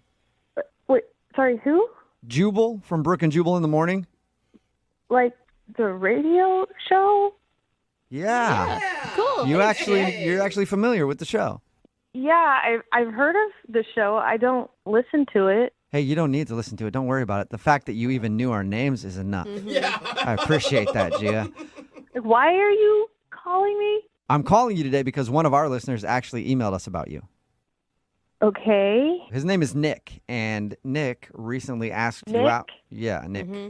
Oh, my God. Oh, you remember Okay, Nick. so Nick is ringing a bell, it sounds like. Oh, God. Really? yes, Nick wanted us to call you Uh-huh. because he says you guys went out on a date the other day, and now you're not calling him back. Yeah. I mean, he had the nicest things to say about you, though. He told us Really? that you were so talented. He loved your name. You were beautiful. Really? Yeah. Yeah, he did. And that's why he asked us to call you, because he wants to know why you're not getting back to him. Are you sure we're talking about the same Nick? Yeah, I think so. He said that he met you when you were working at the restaurant singing. He came up and asked you out. He does feel like he sort of slammed your job at some point, and he feels bad about that. Yeah. That's true. Okay. Well, we talked to Nick about your date, and we asked him if there's anything that could have gone wrong, and he said he was trying to compliment you and say, like, man, you're a really good singer. Do you ever want to get, like, what's your biggest aspiration? And the way he said it, I guess, was, hey, do you ever think you want a real singing job because you sing at a restaurant? Yeah. It was actually pretty offensive. I mean, I don't know that he meant it to be offensive, but it's definitely not the right thing to say, ever. Yeah. Is that why you don't want to see him again? Pretty much. I mean, it just seems like he didn't like me a whole lot. Really? He didn't like you. I mean, Wow. just from one comment that you took the wrong way? Well, sorry. I don't want to put that on you. I don't want to put that on you. He said it the wrong way. Yes. You took it how he said it. I assumed that he meant what he said, but there was more than one comment. He kept doing that. What else did he say? I mean, it was just like he says, you're really good at what you're singing, but, maybe you should try doing cooler music. Like, maybe that's why you're not successful. Cooler. Why Singing you're music not? no one wants to hear. Wow, that sounds like straight up rude to me. You said you weren't successful. Cooler music. And Exactly. I'm guessing you didn't ask for his critique either, that he was just offering this to you. No, I didn't ask for his critique, and I like singing classical music. Yeah. Wow. That's what I'm good at. Apparently, Nick doesn't think it's cool enough, though. And apparently he doesn't like everything about the way I look. Like, he told me he's not usually into green-eyed girls, but somehow he can dig it with me or something like that. Whoa, dude. Like, I get a pass for having green eyes. Oh, my Thank you very much. And that was him trying to say you have beautiful eyes, maybe? That's not what it sounded like. Oh, my God. No wonder. What did you ever bring up to him the fact that he was just insulting you over and over again? I mean, what was I supposed to say? I tried to assume he was trying to compliment me, but it still sounded really insulting. Yeah, you don't want to be around a dude like that all the time. It was an exhausting night. I mean, even if he's trying to be nice, I have to sit there and smile like I'm having fun while he's hurling insults at me. Hey, Gia, it's me, Nick. I need to talk to you. Nick, you're supposed to wait. I'm sorry. I can't wait. I got to talk to her now. Gia, Nick's on the phone and wants to talk to you. Sorry I didn't tell you that before. Are you kidding me right now? Sorry. No. No, they're not kidding you, Gia. And I'm sorry, but I mean, I have to talk to you. Why? I just look. I wasn't trying to insult you. It just came out wrong. And I think you're just talented and gorgeous, and I mean, you're an amazing singer. And all I meant was, did you want to maybe, take this on the road or go do this like a profession instead of being, like a lounge singer? A profession. A lounge singer? You just did it again, right there. A profession. Well, what? You think I'm not doing this as a profession right now? You think my job is just a hobby, that I'm not a professional?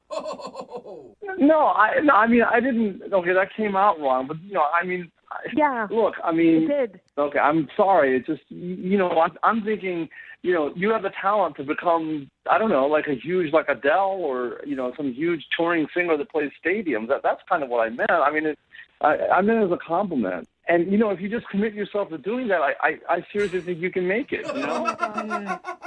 Make it. Like, I'm not serious unless I achieve, like a national tour. That's your measure of success. Right? No. I'm just saying, I'm just saying, are you happy?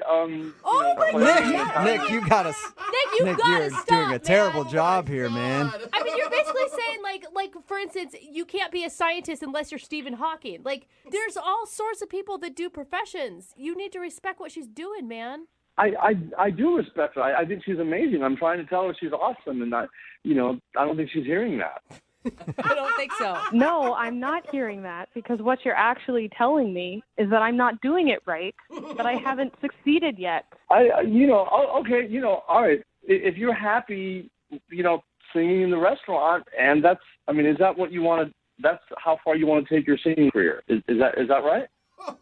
That's you don't want to go any further than that. Like, are you accusing me of giving up because I sing in a restaurant? Right? No. I'm just saying, have you taken your talent, which is amazing, as far as you want to go? As far. So we're still talking about distances. Like, I haven't gone far enough. No, Jubal, could you tell her what I'm trying to say? You know what I'm trying to say, right? I think I know what you're trying to say, and you're trying to say that you think that she's an amazing singer, and if she wanted to, she could take over the world with her voice. And you've got to understand, Nick, on her side, like, she wants to be dating someone who's proud of what she does. I am proud. I'd give anything to be able to sing like that. I mean, I'd give anything to have that sort of talent that she has. She's amazing. There you go. That was good. Nice. What do you think about that, Gia? We've made so much improvement. Yeah, that sounded really nice. And it only took, what was this, 5 minutes and 3 coaches to get you to an actual compliment. A little bit of coaching and we got you there, Nick. Oh, well, thank you, I guess. I guess you can finally hear what I'm saying, right? Oh boy. I'm gonna try to put you out of your misery, Nick. Dang. Gia, would you like to go out with Nick one more time for a second date? We will pay for it. I don't think so. Yeah. Figured. This is just too tiring to have to sit through an entire evening of wading through this without someone to mediate and translate. I can't. I just don't want to do that again. What if I came along and helped translate, Nick? Would you like that idea? I don't think so. No, No? that's no. Yeah, okay. Well, sorry. Thanks. Thanks, Gia. I appreciate it. And I think one day you're going to be a great singer, and You did it again. God, this is hopeless. She's already great. Brooke and Jubal in the morning. Text in at 78592. It says, OMG, can you please let me help Coach Nick to not come off like a total a-hole? We're talking about today's second date update. This dude Nick wanted to call a girl named Gia.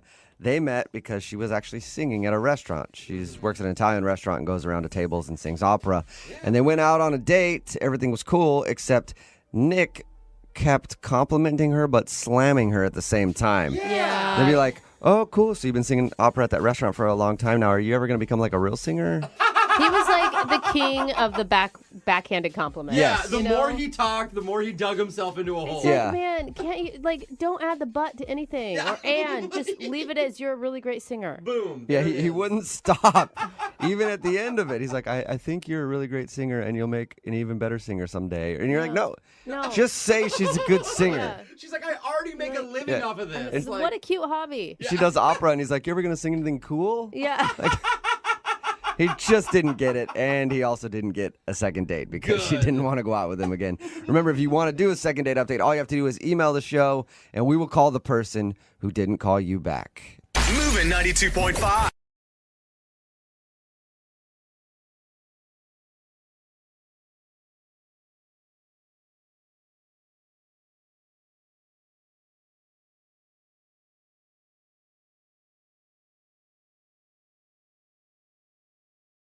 I'm a little confused by the email that we got in for today's second date. Okay. This guy named Rich is on the phone with us right now, and he emailed us saying that he wants to do a second date on his girlfriend. What? That's not how it works. Rich, you know that a second date is just like if you went on a date with somebody and they're not calling you back, not an actual relationship, right? Yeah. No, I know, but my girlfriend hasn't talked to me since our last date. Okay. So I thought it maybe qualifies. Okay, sure. One date doesn't make her your girlfriend, too. We also understand that, right, Rich? This is your real girlfriend? Yeah, she was my real girlfriend. We've been on more than one date. Okay. Just want to make sure you're not that clingy type, Rich. Why not try something new and do a second date with someone's actual girlfriend? Okay. Well, tell us a little bit about your girlfriend. Her name's Emily. Okay. We originally matched online. That's how we met each other. Okay. And we were talking on our phones for 3 weeks. And then the first time we went out, it was just a coffee date. It was very quick, but we really hit it off.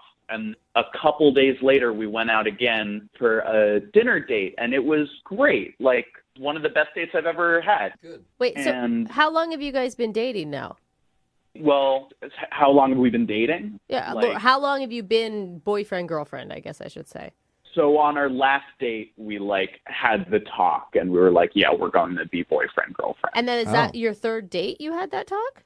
No, that was our second date where we had the talk. Wait, what? You went to coffee and then you went to dinner and then suddenly you were in a relationship? Yeah, right. But, we had been talking for weeks. Okay. Okay. Dang, go. that Cool. just seems quick. Well, why do you think your girlfriend isn't calling you back now? Did you do something terrible on your date? No, I don't think so. For a second date, it was kind of a big deal for me, and I wanted it to go well. So I saw on her dating profile that she loved Ryan Gosling.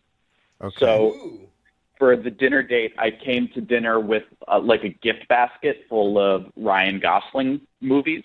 That's not a bad idea. That's if she cute. likes Ryan Gosling, she's going to be thinking about him the whole time while she's with you. But Hey, that's fine. Still That'll might- make her fall harder, probably. exactly. Yeah, she loved it. She thought it was really funny. She thought it was sweet. Yeah. And then after dinner, I asked her, I have a DVD player at my place. You want to go back and watch one of these Ryan Gosling movies? And yeah, we went back. We watched Crazy Stupid Love. We started making out a little bit. And then we made out for a while. And then we had the talk. Like you stopped in the middle of your makeout session, and did she bring it up or did you bring it up? I brought it up. What did you say? I was like, what are we?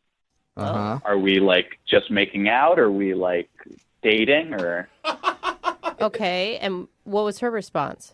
I mean, it took a while and we like went back and forth, but we decided to make it official. What was the vibe when you decided that? Passionate, I think. I think like.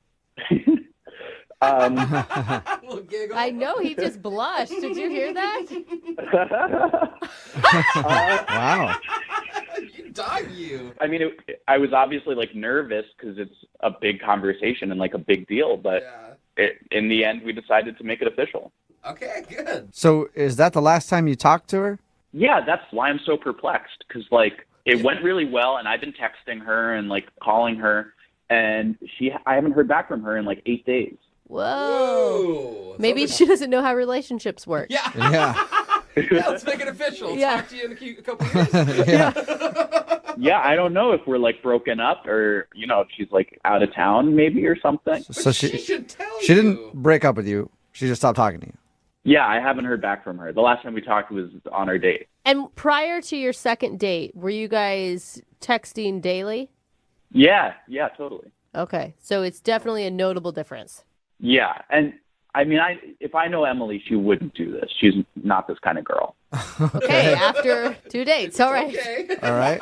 Any idea what could have happened? I mean, I wonder if she's safe. Do you know that she's alive still? Yeah, no, I know from Facebook. Like she's still around. She hasn't gotten back to me. And you're Okay. sure you didn't freak her out and she was just agreeing with you to like not make it awkward? I don't know, but I mean, she said she wanted to be my girlfriend. Okay. Yeah, All right. so weird. You know? Yeah, it's your girlfriend. You know her better than we do. Yeah. So. All right, well, we'll play a song and then come back and call your girlfriend and find out why she's dodging you. Okay, great. Thanks. Yep, you're welcome. We'll do it right after this. This is definitely a first for the second date, and here at Brooke and Jubal in the morning, we're always trying to break the mold. Ooh. Yeah. So much so that now our segments aren't even about what they're supposed to be about at all. Because it's a second date, but we're about to call Emily because Emily is Rich's girlfriend. They've been dating for a few weeks. I guess they've gone out twice, but they have had the talk like if they're boyfriend and girlfriend, and she said yes, and now she's not calling him back. Ever since the last time they hung out, she hasn't talked to him. So we're going to call her and see if we can figure out why. Rich, are you ready to call your lady? Yeah, let's do it. It's gonna be a new segment. Where's my girlfriend? Yeah. I mean, you're pretty rational about all this, but if it is true that since she hasn't talked to you in 8 days, she's like trying to break up with you, how are you going to feel? I mean, I feel like we can work through it, I feel like we have a real connection. Okay, so this is more couples counseling than second date, or maybe a mix of both here. Ooh. If that's what it has to be. All right. I think I'm the dedicated. only person in this room that actually has done couples counseling. I tell you this right now, Rich. Yeah, that's true. Just be wrong. You're wrong every time. Okay? Just say sorry and you'll be good, okay? Sounds like couples counseling is really effective. Yeah, it's great. Yeah. All right, I'm going to dial her phone number right now and see if we can figure out why your girlfriend has stopped talking to you. Here we go.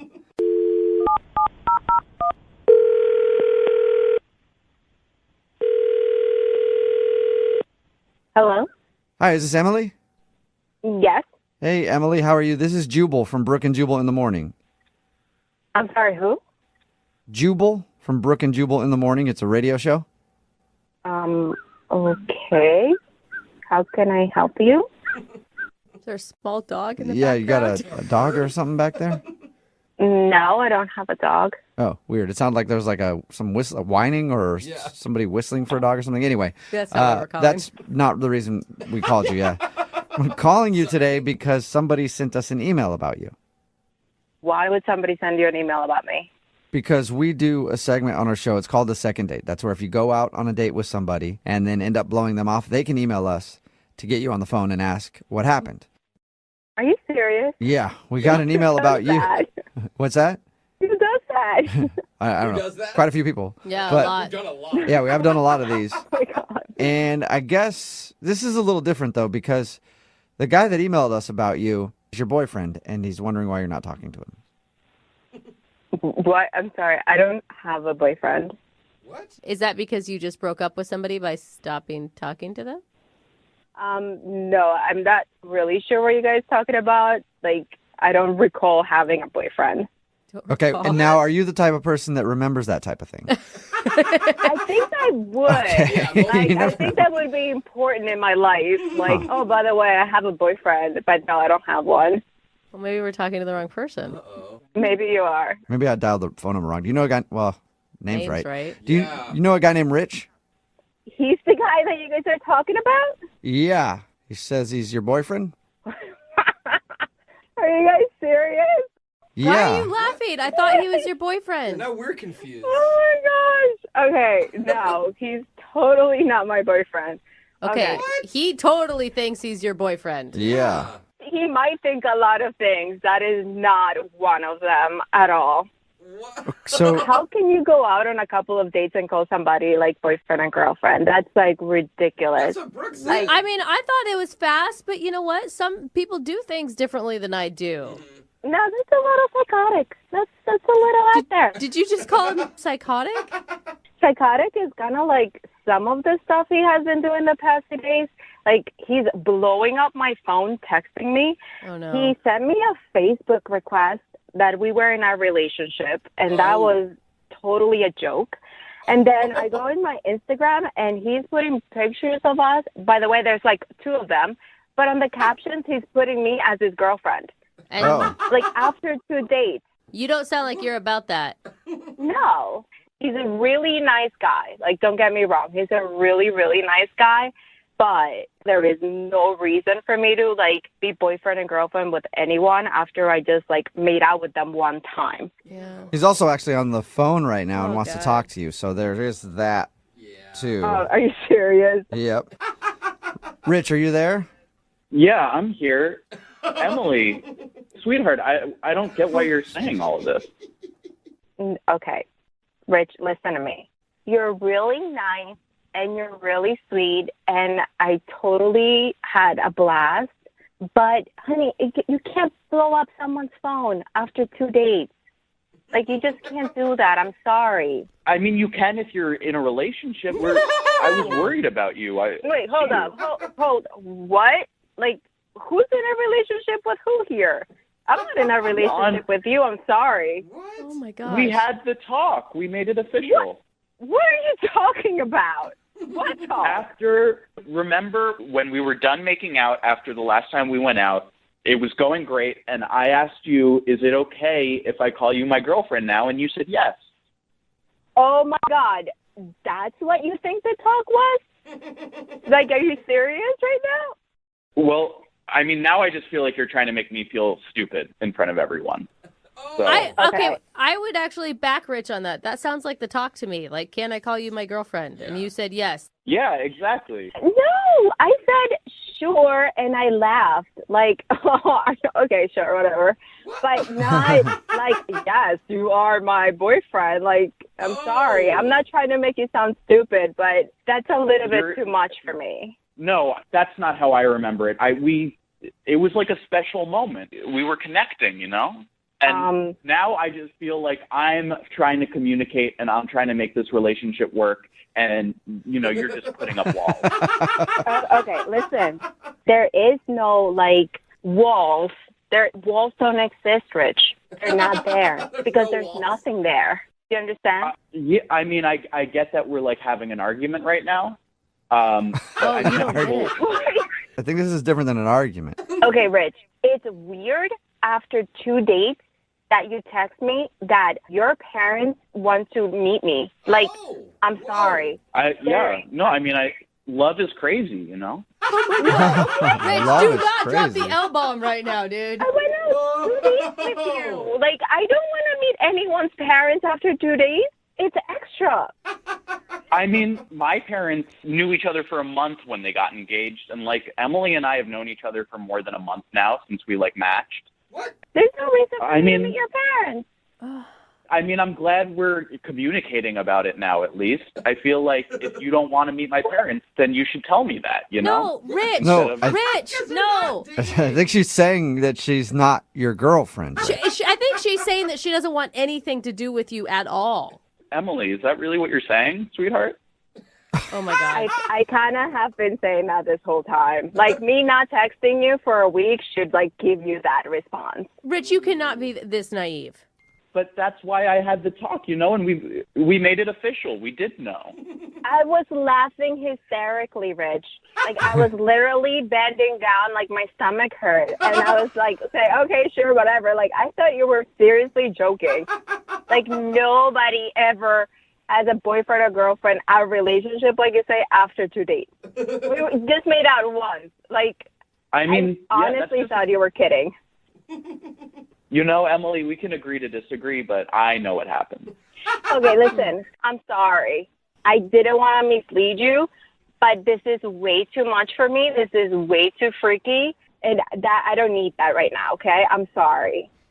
Yeah, you know, I totally get what you're saying. We're going too fast, and, like, I get that, you know? It's not time, and when the time is right, you'll meet them. Oh, my God. My gracious God. Like, oh, my gosh.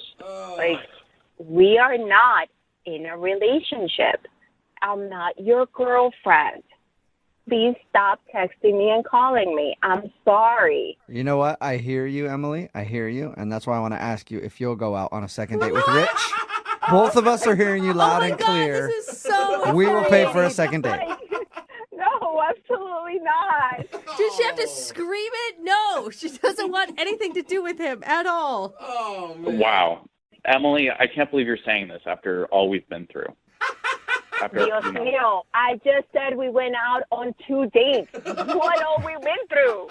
Like, you're a nice guy, but please just let it go, move on with your life, and just, you know, stop blowing up my phone. That would be nice. Don't blow up my phone. Listen, when you're going to text me, write it out and then delete it.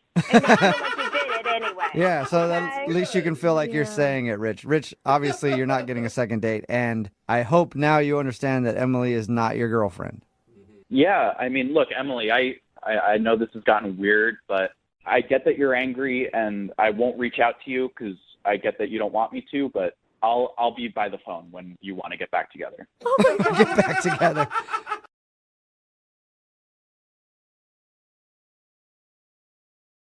Lincoln South Food Hall in Bellevue. Fitness for foodies. From carb-loving meat eaters to vegan and everything in between, we've got you covered. Grab a quick lunch or come for happy hour. You'll leave craving more. Order online at LincolnSFH.com. Moving 92.5. Brooke and Jubal's second date update. In the dating world, everybody has their techniques for finding out if the person you're going on a date with is crazy or not. Yeah. Little tests, like I invite everybody I've been on a date with on a robbery spree. If they say no, obviously they're crazy. If they say yes, let's have a good time. It's kind of how I do it. But Kyle, who's on the phone today for a second date update, apparently has a different, more boring method, I think. Better. We'll find out about that in just a second. But first, Kyle, what's up, man? How are you? Hey, how's it going? Not bad. So before we get into your little technique on how you find out if a girl is crazy or not, where'd you meet the girl you want to call today? What's her name? Her name's Virginia, but she also goes by Ginny. Okay. And met her on Tinder. All right. Well, there you go. Crazy. That's not what.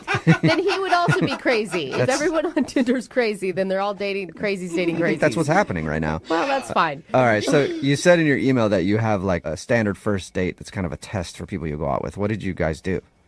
Yeah, so we went to coffee, and some people might think that's kind of boring, but I think you can tell a lot by what someone orders for coffee. And if it's like a grande ice sugar-free vanilla latte with soy, they're probably a high-maintenance person. I mean, maybe they're lactose intolerant, but So wait, you're judging people based on their coffee drinks? a little bit, yeah. I think you can get a good read for personality. Like, Okay. Oh, I think you can. I mean, anytime I've been at a coffee place and there's someone just arguing about like it's not 124.5 degrees, I'm like, that person is way too high strung. Absolutely. I want to know what the best coffee drink a date can order in your mind.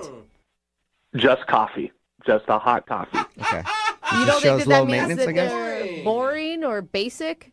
I mean, you could do whatever you want with it at the little prep bar, but that's your own prerogative. I just don't understand. If you're just getting coffee, why go to a coffee shop? You can make that at home. Well, it's fun. I mean, I don't think many people get asked to coffee dates anymore. Okay. Okay. About the environment, right? I'm guessing Virginia, who you went on a date with, passed your test because you want to call her for another date? Yeah, she just got a regular latte. Okay. Ooh, Oh, sexy. that's more than just coffee. I thought you were talking just black. Okay. And how was your actual date with her? It was fun. Another thing I did, I bought 2 little bottles of Bailey's for us and brought it to the coffee place. What? So wait, Okay. you're going to a coffee shop and trying to still get drunk? That's awesome. I like It's that. not. Just go to a bar. I don't understand you. No, because the bar doesn't have good coffee. At least go to a coffee shop. You know, you get the best of both. All right. The alcoholic in the room knows what it's up. Yeah, I know what's up. So did you guys drink the Baileys or? Yeah, she actually wanted some, Okay. which, I mean, that's a good clue. Okay. And everything went well, and we were discussing what we like, our hobbies and everything, and I actually have something in common with her grandpa.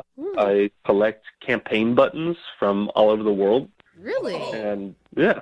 And I was like, I'd love to see his, and Wow. she wanted Wow. to see mine. Is that the reason you want to call her? Or do you just want to meet her grandpa so you guys can compare campaign buttons? Yeah, I'm using her for a grandpa. I actually have one of Fidel Castro from way back when in like the early 50s. Is that your most prized button? It is.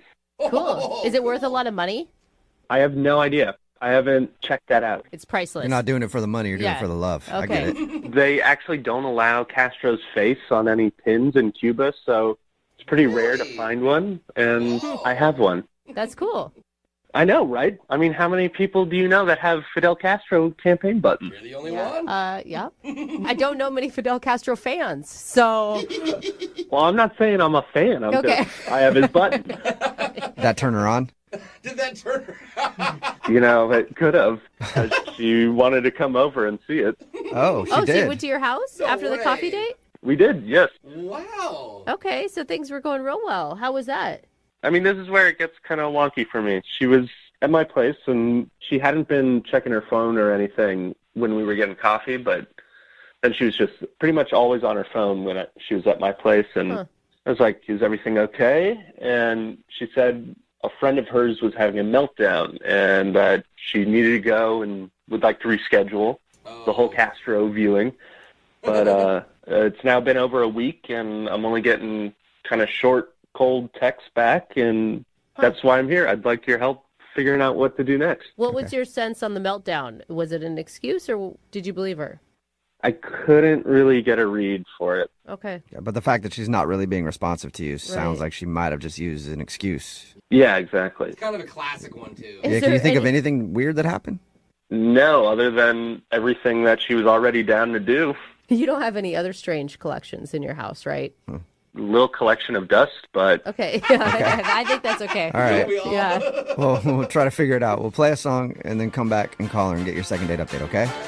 Great, thank you. All right, hang on. Moving 92.5. Brooke and Jubal in the mornings. Second date update. You know, a lot of guys will try to impress girls they're on a date with their car or their nice Rolex watch, but not Kyle, who's on the phone for a second date update today.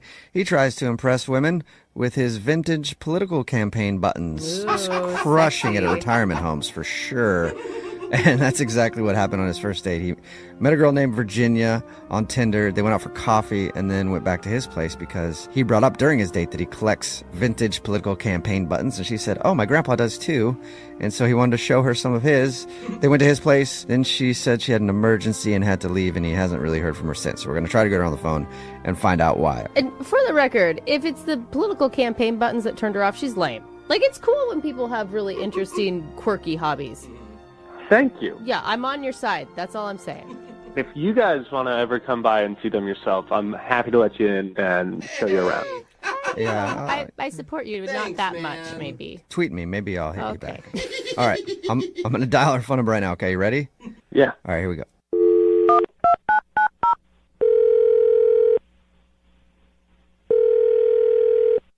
Hello, Hi, may I speak to Virginia, please? this is she. Hey, Virginia, how are you? This is Jubal from Brooke and Jubal in the morning. Who did you say that you were? Jubal from Brooke and Jubal in the morning. It's a radio show. Have you ever heard it? No, Okay. Got any friends that have heard it? I don't know. Okay. Sorry, what? You ever Google it? No, probably not. Okay, I'll just get to the point. It's a radio show called Brooke and Jubal in the morning, and we got an email about you from somebody who does listen to the show. Wait, what? You got an email? about me? Yes, we do a segment on our show. It's called the Second Date Update. That's where if you go out on a date with somebody and then end up not calling them back after or wanting to see them again, they can email us to get you on the phone and find out what happened. So we got an email about you from a dude named Kyle. What the hell? I know, that's what I said, right? The hell? I guess I don't understand what's happening. So Kyle emailed us because he told us about your date. He said that he really enjoyed going out with you, but now it's pretty obvious that you don't want to see him again. And he wanted us to talk to you and see if we can find out why. Does that make sense now? Yeah, this is just like really weird. Do you mind telling us about your date? I don't really know what to say. It sounded like, I mean, from his description, that you guys really hit it off at coffee and that you went back to his place, which is always a good sign that you were interested to some degree during the date. Yeah, how do I put this?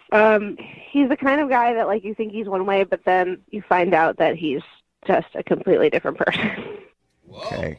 Can you explain in a little more detail for us? He sounds like a pretty mild-mannered guy. I mean, he said he collects political campaign buttons. Yeah. You don't usually call those guys wild and crazy, you know what I mean? Maybe just start with, like, what you thought he was to begin with.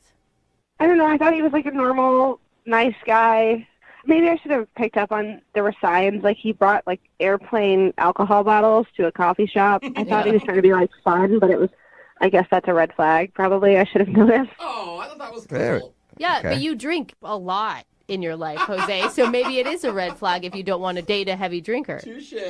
Yeah, that was, like, I guess the first weird thing. But we went back to his place, and I had to go to the bathroom. Mm-hmm. And I went to his bathroom, and there was a syringe just, like, laying out on the counter. Wait. And then I walked by his bedroom on the way back, and there was another syringe on his bedside table. Okay. So you think that he's a bit of a partier? Yeah, and then we were looking at this button collection that he has, which was cool, but then there was, like, a knock at the door. And he went to answer it, and this guy was there, and they, like, barely said hello to each other. The guy just, like, handed him a bag, and he was like, cool, thanks, man. And then he closed the door. What? Huh. So this guy, you think he's in, whoa. So is that what you're saying? You're saying that you think Kyle is like a big drug user, or? I don't know. I don't know what he's into, but it was clear to me that he was into some obviously bad stuff, and so I just, like, faked a conversation with my friend. Okay. It's a pretty big jump, though, that you're making. I'm just saying, look at the evidence. And if he's, like, dealing with some issues or something, that's his own battle, but it's not something I personally want to get involved in, you know what I mean? Oh, you're not into doing heroin on a first date? Bailey's and heroin. Jeez. What a prude. Yeah, no. No. All right. Well, wouldn't you like to find out what all that stuff was about? Not really. I mean, I feel like my instincts are pretty dead on. Think about it, though. If he was a drug dealer, he wouldn't contact us. I don't know that. Yeah, and I don't know that either because there's a lot of people who listen to the show that do drugs and are drug dealers, so they probably could contact us. But I was going to say, Virginia, the best way to find out is probably just to ask him, and he's actually on the phone listening and wants to talk to you. I don't want to talk to him. Okay, it's a little too late. Kyle, are you there? Yeah, hi. This has been a huge misunderstanding. Okay. The syringes are for insulin. I'm a diabetic. Oh, sure. Are you serious? I mean, I can't believe you thought I was a drug addict. There were syringes in, like, multiple places around your apartment, and a guy came to your door that you barely spoke to. The knock at the door was an Amazon delivery, and I'm not going to talk with him and get to know him. I didn't even think of an Amazon guy dropping off stuff. I automatically thought some dude was dropping off drugs to you. Wait, what about, you had, like, cleaning products, like, all over your apartment, and I went home and I Googled that, and it said that sometimes, like, drug dealers use cleaning products to, like, make their stuff or whatever. No. I cleaned my house earlier that day from, like, top to bottom. I just didn't put them away. That's a big assumption to go from cleaning products to meth lab. Well, I wouldn't have started there, but there's, like, 10 other signs. Like, there's just too many red flags, Kyle. Like, I'm not buying it. I'm sorry. Oh, you still don't believe him? Like, you brought alcohol to a coffee date. Like, what? You can't get through your day without... I can very much get through my day. That was just to, have some fun on a coffee date. You gotta believe me. This is crazy. I'm not Walter White. I'm not trying to judge you at all or your lifestyle, but, like, I watch a lot of documentaries I just feel like I know my instincts are right here. If he could produce like a medical card that says that he is diabetic, would that be good enough for you? I don't need to produce a medical card to be believed. You just got to trust me. I mean, I'm a diabetic. I don't have to trust you, and I really, honestly don't trust you. Like, I've seen it a million times. You, like, lure me into your apartment. You get me high on drugs. You, like, try and sell me out to prostitution. What? Damn, Kyle. I had no idea you were into so many. You're really like a drug dealer. You're human trafficking. You're doing all that. I'm not. I thought you were just like an innocent dude who wanted coffee and likes to collect buttons. But This is insane. damn, I was wrong. Women that don't read the room can, like, get involved in some messed up stuff. I'm not interested. But Virginia, I mean, come on. You've watched too many true crime documentaries. Like, on this case, I think, why would he contact us if he was ready to do all this illegal, shady stuff? He'd be a horrible criminal who would have gotten caught already. I don't know, but I'm sure it'll make a really interesting documentary, and I'm not interested in being a part of it. This is crazy. I don't know what else I could have done. I mean, I'm a diabetic. Have you ever done hard drugs before, Kyle? Not. Look at that pause. Listen to that pause. Yeah, now I'm pretty sure she's right. You could drive a truck through that pause. Oh my God. Virginia, would you like to go on a second date with Kyle? We'll pay for it. Absolutely not. No. No. I'm not getting a second date because she thinks I'm a drug dealer? Yeah, a drug dealer who's going to get her high and prostitute her. Kyle? I'm a diabetic who likes collecting campaign buttons. Is that risky? I'm not buying it, dude. You better start covering your tracks more if you're going to try and pick up some chicks on the street and sell them out. Yeah, sounds like a perfect front to me, Kyle. What? Dude, I'm we're sorry, all going to man. be sorry when we see his mugshot one day, Yeah. though. Look, maybe everything you're saying is true. Maybe you are a diabetic and they were just cleaning products, but I'm just not willing to take that risk with my life. Like, this is it's my life. Wow. Sorry. Wow. All right. Good luck hiding under your blanket at home. Okay, well, Kyle, sorry, no second date, but it sounds like actually you might want to be thankful about that. Wow. All right, can I go now? Yeah, go now, be safe. Yeah, run. It's dangerous out there. We'll see you later, Virginia. Bye. Hey, Kyle? Yeah. I did not expect it to go down like that, man. I'm sorry. I guess I need to hide my syringes better. Yeah, hide your syringes better. I remember you said earlier we could come check out your campaign button collection. Yeah. Now that we know a little more about you, I'm more interested in coming over to check out the other stuff you got lying around, Oh, okay? come on. Hit me up. Jubal wants it. Yeah. Yeah, come on down. I'll give you the big drug tour. Yeah, you can tell he's totally a drug addict. I'll give you the big drug tour. Brooke and Jubal. Moving 92.5. Brooke and Jubal's second date update. I'm excited to talk to Aaron, the dude who wants to do a second date update today, because he accomplished something that I've never been able to accomplish, and I think a lot of guys have tried and failed at. Uh-oh. Aaron met a girl by putting his number on her car after he saw her get out of it and go in somewhere, and she actually called him back. Oh my You know how many times I've What? tried that, Aaron? Girls never call back. They usually just, I think, get the number and are creeped out and then throw it away, but she actually called him back. Aaron, how are you, man? I'm good. Thanks for having me on here, guys. Yeah, no problem. It's a pleasure to talk to you. I feel like I'm talking to some sort of celebrity because I've never known anybody that's actually gotten a call back from that. Did you write anything on the note that you left, or you just simply put your number in like, hey, I think you're No, hot? I just put my number on the windshield. And in all fairness, this has actually never worked for me before. And Okay. It's like the first time. But this girl was really hot, and I was like, you know what? Let's just try it and see what happens. Where did you include a headshot? I did not. Okay. Where were you? Where were you parked? I was just like at a fish and chips place and like just going to get some food. And she came out of the car and was a gorgeous girl. And I was like, oh, I need to try something. So That's impressive. Amazing, I know. Yeah. Yeah. I've never heard of that working before in my life, so it's very rare, Aaron. So tell us about the girl that you went out with. What's her name? Wendy? yeah, Wendy. She kind of looks like the dragon girl from Game of Thrones. Like Oh, nice. High five, dude. She's hot. Yeah. So, I mean, the nice thing is that she did actually call me back, and I said I wanted to take her out on a date, and she said okay, which was really cool. Yeah. She wanted to go to this French restaurant she really liked, so we went there. Did you meet there? Was she like hesitant at all about meeting up with a total stranger? No, we just met there, and I mean, I told her like a little bit of what I looked like, and told her what I was going to wear, so that she could like pick me out at the restaurant. But that's daring. No, she was really kind of cool and easygoing. I could have been a real creep. But Yeah. I don't think I was. I know. I'm surprised she actually just was like, all right, cool, let's meet up. Yeah, I mean, I thought it went really well. I mean, you know, we had dinner. It was a nice dinner. And then I asked her if she wanted to, like, go for, like, a drive or something. And she said, sure. And so we just drove around my car for a bit and, like, looked at the skyline and stuff. Did you make it to like Make Out Point? You know, maybe Cary Park up in Did you Queen drive Anne? back to 1952 and go to Make Out At the Point? same time? Yeah. You guys neck. Is there Knock some kissing boots. going on? That is very trustworthy of her to like get in your. I don't know. That's kind of crazy. You're worried that she, about like, her a little bit. Well, yeah, when he's like, I am. yeah, you want to get in my car and go for a drive? I mean, I was trying to be as least creepy as possible given the circumstances. You must be a likable guy, Aaron. But at the That's for same sure. time, if she's that like comfortable and willing, you must have done something really creepy to also like turn her off. Well, the only thing that got a little weird was, I mean, at one point I asked her, like, hey, like, you want to come back to my place or whatever? And she said no, and I didn't, like, pressure her or anything like that, but she got a little quiet after that, and then it was only a couple minutes later that she was like, I think you should go home. The implication. So that might have been a little too much on that. You didn't wink at her while you were saying it, did you? That could have done it. And how many times have you tried to get a hold of her?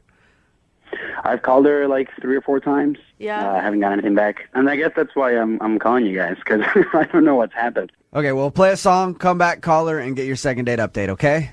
That'd be awesome. All right, man, hang on. Moving 92.5. Brooke and Jubal in the mornings. Second date update. All right, Aaron, you ready to go with your second date update? Yes, I am. I think that the mistake you made was just going for too much too soon. Like, I feel like you met the girl in kind of a rare way. You put your phone number on her car. She actually called you back, and then you went out to dinner, and you made it through. But I don't think you should have gone for the car ride after dinner, and I especially don't think you should have tried to ask her back to your place.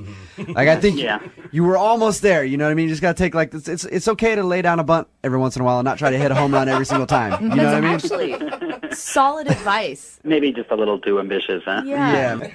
All right. You ready to go, Aaron? We're going to call her right now. Okay.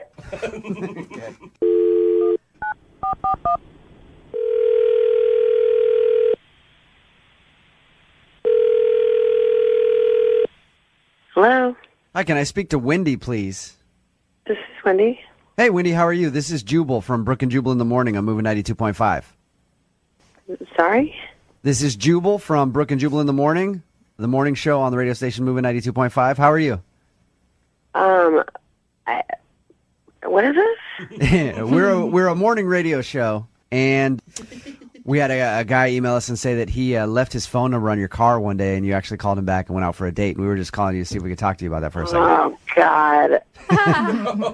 Was that? That was just a terrible mistake. Oh, really? That's usually It was? not a. Your friends will always be like, you have to live, you have to live in the moment. Like, call a guy who leaves his number on your car. No, never again. Don't do it. Okay. All right, Wendy. advice. Hey, you know what? I like you, Wendy. You're direct and to the point. So, what didn't you like about him? What was so weird? You know what? It was going great. Actually, surprisingly, at the restaurant and everything, we decided to go for this drive, and, we're driving around, and I think I was, like, talking about work, like something completely unrelated. Uh-huh. And I was in the middle of something he asked me about, and all of a sudden he just interjects the middle of my sentence with, have you ever hooked up with a girl before? What? Really? He asked you that? That's pretty bold. Well, I don't know. What were you talking about specifically? What do you do for a living? It could have pertained to your job. Whatever. He was not listening to No, one it has word. nothing to do. No, definitely not. I mean, like, it was completely out of nowhere, and I just obviously was shocked, and he's like, yeah, I have a girl roommate, and why don't you come over? Maybe we'll just hang out and see what happens. Stop it. So, What? Wendy, he invited you back to his place to have a little menage a trois with his roommate. Well, that's definitely what it felt like. I mean, unless he just thought I was just going to... And he was left out. If I had given him some indication I was which I definitely didn't. I mean, this is like the very first time we've ever met. Like, That's a little much to go Yeah. for that. Had you guys even kissed at this point? no. Of course, then I'm like, oh my God, I'm in this guy's car. You know, like, number 2, dummy mistake. Like, I don't know what I was thinking. Like, I'm driving around and, like, I kind of just tried to be cool because, like, it's kind of scary. Like, when you realize, like, someone is, like, a freak, you know? I mean, like... Now you're stuck in you his know, car. I mean, he could be, like, a serial killer, you know? Like, yeah, first you hook up with my roommate, and then we eat your heart. Hey, Wendy. I love Wendy, are you sure that that's what he meant by the whole thing? I mean, I know what it sounds like, but are you sure that I'm that's sorry. What do you think that means? I don't know. It could have been completely innocent. So innocent. Jesus. Well, why don't we ask him? Because Aaron's actually on the other line, Wendy. Oh. Aaron, did you ask her to come over and hook up with your roommate Oh, God. on your first date? Aaron. What I said was, like, maybe we could just come and hang out with my roommate, and then we can see what happens. I was just trying to get to know you. Okay? You were like adventure. So you were. Have you ever hooked up with a girl? And I didn't hallucinate that, right? I mean, I did ask you that. I just wanted to know if you were interested. I'm just trying to get to know you. That's how you get to know people. Yeah, you were trying to get to know me, so you interrupted the response I was giving you to a question you asked me about my job to ask me if I ever go ahead and hit it with a gal. No, like your job is interesting and all, and like we can talk about that. But we're just getting to know each other. So I thought let's like bring it up a notch. Let's talk about something that has a little more substance to it. And feel each other out a little bit. Aaron, you don't have any shame at all. Like that's getting to know somebody for you is just diving right in like that. Aaron. Yeah, you should just go ahead and just be honest and like just get to the meaty stuff of a conversation. Has this worked for you in the past? Have you had a lot of threesomes in this manner? No, I haven't, and it's not even about that. Like, if you're not into girls or threesomes, whatever, I don't care. That's fine. I just wanted to get to know you and see, like, where the boundaries lie and kind of get to know who you are. Where the boundaries Aaron, you don't think that's maybe like one of those sensitive topics like religion and politics and, I don't know, threesomes?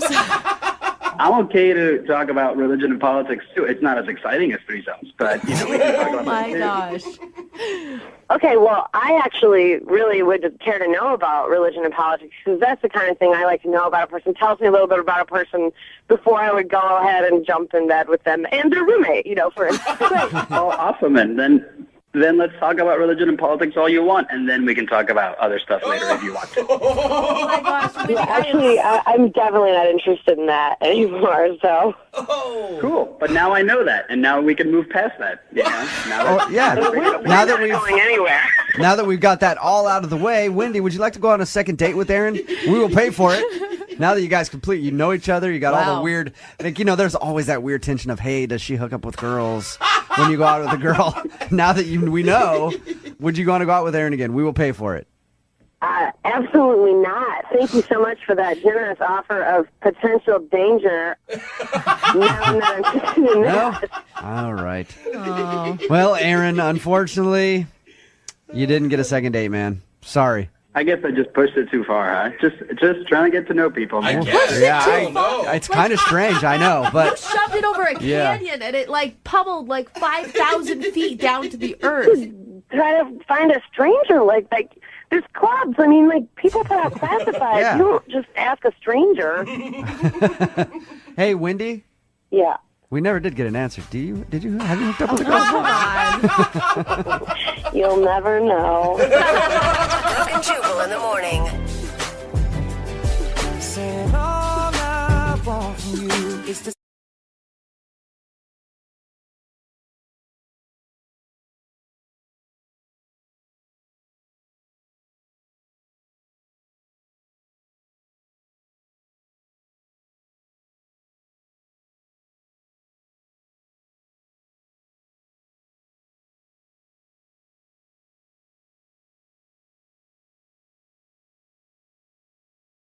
Moving 92.5. Brooke Brooke and Jubal in the mornings. Second date update. You've got to be careful when joking around on a first date because the other person might not get your sense of humor. Like, I don't know how many dates have been ruined that I've been on when in the middle of it, I just drop my fork and I look her dead in the eye and just go, how many other people know you're out with me right now? That's a really funny joke. They never get it. It just ruins the mood right there. Weird. And Maggie, who is on the phone with us right now to do a second date update, apparently made a poorly timed joke on her date.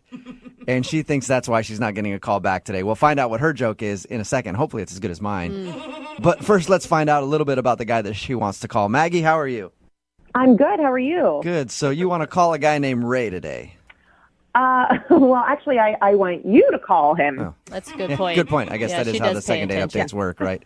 I call them. Well, you want me to call a guy named Ray today. Where'd you meet Ray?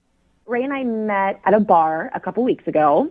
I was out with some of my girlfriends, not expecting to meet anybody, and I meet this great guy, and he and I end up talking for most of the night. Did he approach you, or did you approach him? He approached me. Did he use like a cheesy line, or was he pretty cool? He actually he came over with 2 shots of Fireball. Classy. Yeah, and he said, "Can I warm you up?" Ooh, nice. And that worked, huh? Well, I was a few drinks in, so Okay. yeah, that worked. I was going to say, if you were sober, that probably wouldn't have worked. Exactly, right. Yeah, you're the type of girl that never turns down free alcohol is what it sounds like. Right. I'm not. No. So we just started talking after that, and I get home from the bar, and he texted me. Was it a booty call text, or was it a nice, No. He just said it was great to meet me, and he would love to go out for coffee later that week. Oh, that's good. Yeah, which was great. Normally, guys will text me a picture if I give them my number. Especially if you're at a bar and you've been drinking Fireball all night. It's like, I know how to seal the deal here. Let me give her a little sample of the goods. Yeah.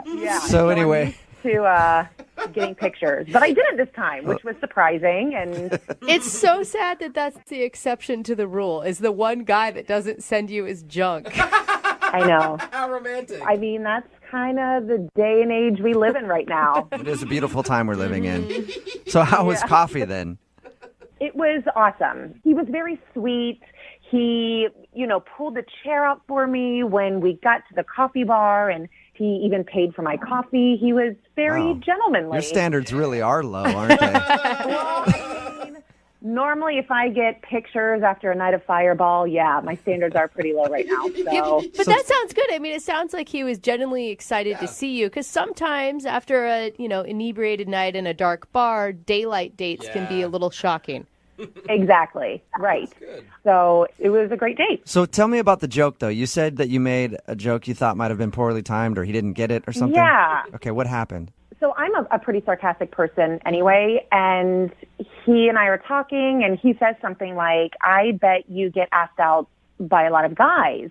And I said, yeah, man, in this past week alone, you're my 30th date. That's funny. Completely joking. Yeah. And he gives me this blank look. He didn't get it? No, he thought I was being serious. He's like, whoa, you didn't have to be honest.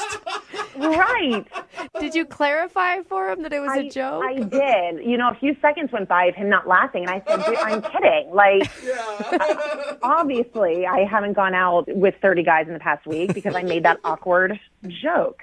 So. Okay, so that's the reason you think that he's not calling you back, is he thought you might not have been joking about dating 30 guys in a week. I think so. Okay. Yeah, I think. All right, well, how did the date end then? Again, very gentlemanly. He gave me a hug and a peck on the cheek, and he said, this was fun. We should do dinner sometime. Okay. Hey, that's good. Yeah, so I thought it ended on a high note. You should have messed with him some more and been like, yeah, that's good. I'll fit you in. I got like 45 other dudes I'm doing dinner with. I know, See if he would get it. Yeah. All right, and he hasn't responded to any of your text messages or phone calls since that day? No. All right. And that was a couple weeks ago. I'm surprised that you want to see him, just because I think it's pretty unattractive when a guy can't laugh at things. No, sometimes and I just don't get You know, I'm not used to going out with gentlemanly guys. So, I mean, he was really sweet, and I can't blame him for not getting the joke. you know. Well, we don't even really know if that's why he's not calling you back. Yeah, Could be that's something true. else. True. Yeah, it could have been something completely different. All You're right. Well, we'll find out what it is. We'll play a song, come back, call him, and get your second date update, okay? Awesome. Thank you. All right, hang on. Moving 92.5. Brooke and Jubal in the mornings. Second date update. This could be a second date update first.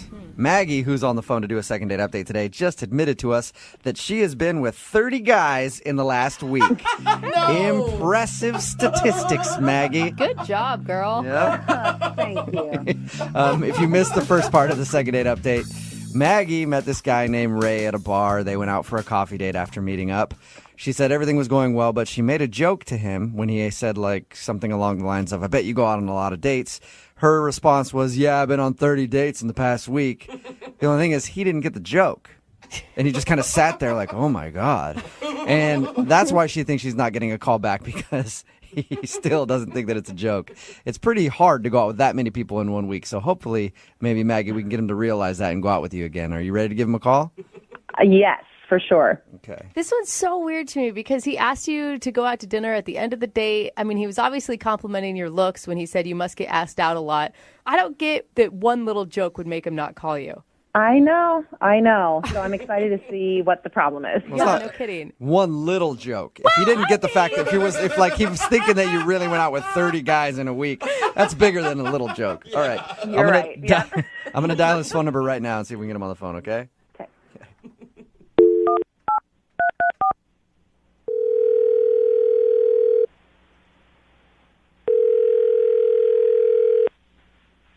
Hello? Hi, can I speak to Ray, please? Yeah, this is Ray. Hey, Ray, how are you? This is Jubal from Brooke and Jubal in the Morning. Who? Jubal from Brooke and Jubal in the Morning. It's a radio show. Okay. How's it going? Fine. Any idea why I'm calling you? No. We recently got an email about you from one of our listeners. Okay. Her name is Maggie, and you recently went out on a date with Maggie. Okay. Do you remember that happening? Yeah. Okay. Well, Maggie emailed us because she's wondering why you haven't given her a call back, especially at the end of the date when you were like talking about maybe meeting up for dinner or something. She hasn't heard from you, so she asked if maybe we could get you on the phone to find out why. Oh. Is there a reason you're not calling Maggie back? I mean, it's probably not going to work out. Oh, man, Ray. Why is that? I don't know. I don't think we're a good match. Is there a specific reason why you think that? Um, Ray, you're a hard guy to read. I agree. So why don't emotion at all? Why don't you think you guys would be a good match? I don't know. I mean, Maggie, she's a really nice girl. Probably one of the nicest girls I've met in a little while here, but she likes to do a lot of stuff. What do you mean by that? Like drugs? she didn't. No. Yeah. What do you mean by she likes to do a lot of No. stuff? Well, she just like, I don't know. We were talking about stuff, and she was saying all the things she likes to do. She likes to take cooking classes, and she like rides a bike, and she, I don't know, always goes out with her friends, and She sounds like a fun, interesting person by the things that you just said. Those sound like normal interests to me. You're right. She's totally interesting, normal person. I'm not very normal. Like, when she asks me what I like to do, I don't really like to do very much, and I don't hold it against her. So you don't have any hobbies or interests? I mean, I like watching TV, hanging around the house. Okay, maybe that's one of the things that she likes to do too. Did you talk to her about that? Well, I think probably she does, but I don't know if I could keep up with all that other stuff. You don't have to go biking with her or hiking or whatever she likes to Go do. hang out with friends. Yeah, I don't know. I could just tell. I think she deserves someone really amazing. Do you just and have I just don't know if I'm really up to snuff. You just sound like you just have really bad self-esteem, buddy. No, I mean it's not my fault that I'm like this. It's just it's probably the way I was raised. But I don't have a problem with it. I just don't think it maybe matches up with her lifestyle. Okay. But don't you think that's a decision she should make, not you for her? Because you don't know how she feels. Well, she might even be okay with it now, but I know that in a little bit she's going to see like what I see now, which is that, I mean, she's not going to like it. I mean, for instance, I don't want to be expected to do things. Hey, look, I am 100% with you on that, Ray. Whenever I'm in a relationship, it's the worst when you're expected to do things. But you don't know if she's going to ask you to go bike. You can, both have your own separate lives. We're just two totally different people. I mean, she's fun. She likes to do things, and I'm not. I'm just boring. So. Well, maybe, have you thought about this? Maybe if you date her, you could learn to do some activities that you like. See, that sounds like a lot of pressure right there. All right. Well, Ray, if that's not enough pressure for you, here's some more pressure. She's actually on the other line listening to this conversation and wants to talk to you. What? Hello. Hi, Ray. No emotion. Man, like, it really breaks my heart to hear you talk about yourself like that. I don't feel bad about it. I'm just boring, and you're not boring. So you don't want to date me. You're being really hard on yourself, Ray. Are you always like this? I'm not trying to be a downer. I'm just being realistic. Just how things are. Being honest. Well, I had a really great time with you a couple weeks ago, and talking to you now, you sound like a completely different person. I mean, when you asked me what I like to do, didn't you notice that it took me like 10 minutes to get back to you on that? 10 minutes? You asked me what my interests were, and I realized I don't really do anything. I don't really have any interest. So, I don't know. I kind of feel like maybe I should look at that. Are you saying that your date with Maggie changed your whole perspective on life? I'm just looking at things a little differently now. Wow. Maggie. What did you do to this guy? I mean, Ray, you really don't think this about yourself. I just think I need to take some time with myself and just, I think you're really sweet, and I think you are really on to something. You're on to something. And Maggie, you keep doing what you're doing. You're on to something. You're living your life. Oh So, Ray, let me ask you this, Ray. I will pay for a second date if you guys go out again. Will you go out with Maggie one more time? Oh. Oh, my gosh. She really likes you, Ray. She thinks you're interesting and fun and attractive. I do, Ray. I like that you're really sweet and you're gentlemanly. I mean, you pulled my chair out for me at the restaurant. Guys don't do that. So I would love to see you again. Oh, my gosh. But in that list, you forgot boring. Jeez. Oh, my God. Ray. I like doing boring stuff, too. I like sitting around doing nothing. That's fun for me sometimes. Now I feel like you're just saying that to impress me. That's how you really impress a lot of people. Yeah, no, I'm super boring. Ray, is there any way we can get you to go out with Maggie again? Come on. I mean, you're paying for it? Yes. Come on, Ray. You're in a slump. You need this. And you could be boring and she won't mind. Fine, but don't expect much. So is that a yes then? You'll go out with Maggie? Yeah. Yes! Congratulations, Maggie. You got a second date. I know. So you are excited about this? Well, yeah, I'm excited. It just sounds like he's in a mini slump. So I'm excited to help him get out of it. All right, good. Well, you can be Ray's slump buster then. I'm not in a slump. This is how I am. please don't expect more. Well, I'm excited to hear about how this whole date turns out with you guys. Me too. It's close to, a romance novel or something. I wouldn't be too excited. Brooke and Jubal in the morning.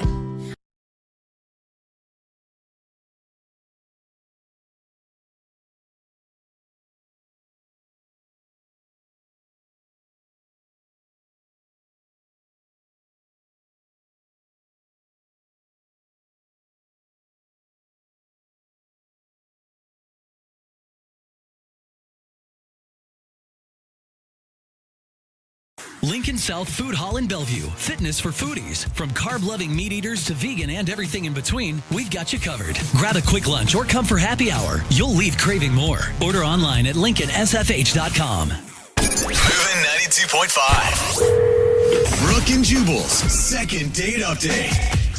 I like a girl that appreciates a nice broke dude from time to time. And Katie, who's on the phone to do a second date update right now, loves broke dudes. Wow, rare. Yeah, what's up, Katie? How are you? Hey, guys. You're a girl after my own heart. We'll get to how much really you are. like broke guys in just a second. But first, tell us about the broke guy that you went on a date with. What's his name? His name is Gabriel. Gabriel. All right. And how did you meet him? We met on a dating app. Not a pay-for dating app, obviously. True. It was free. Was that like part of his profile that he said he was a broke dude? No. That wouldn't work. That's not the central factor of the story. Oh. Okay. Just so you guys know. Yeah, that's just what I chose to highlight on from her email. Focuses on the wrong things a Yeah. lot. Tell us about your date with Gabriel. We had a great date. I mean, and honestly, I've been on and off dating apps for the last year. Mm-hmm. Like a few, like Bumble, Tinder, OkCupid. I've really tried a lot. And some have been really bad, but some have been good. And Gabe, this one with him was actually one of the best I've ever had. I've never felt like I've met someone online and really, really, really like them. Oh, yeah. That's so sweet. Yeah, and it sucks even more that you're not getting a call back now. Yeah. Exactly. And that's why I wanted to talk to you guys. Tell us about the date and why I keep calling him a broke guy. You should probably explain that. I'm anxious to find out. Yeah. So we met at a restaurant, and it was kind of funny because we sat down and he looked really nervous. And I've done this a lot in the last year, and it's kind of just like, it doesn't really work me up anymore. And I looked at him and just said, you don't have to be nervous. Yeah, right. And I thought maybe, I don't know, maybe he doesn't do this a lot. Maybe I intimidated him. Maybe he thought I was pretty. I don't know. But either way, I just kind of wanted to let him know that it was cool and it's okay. No pressure. This is just fun. Right. Did that help? Well, he said that it wasn't that and it was something else. Oh. And so I asked him what he was talking about. And he said, to be honest, I just don't think I can afford the food here.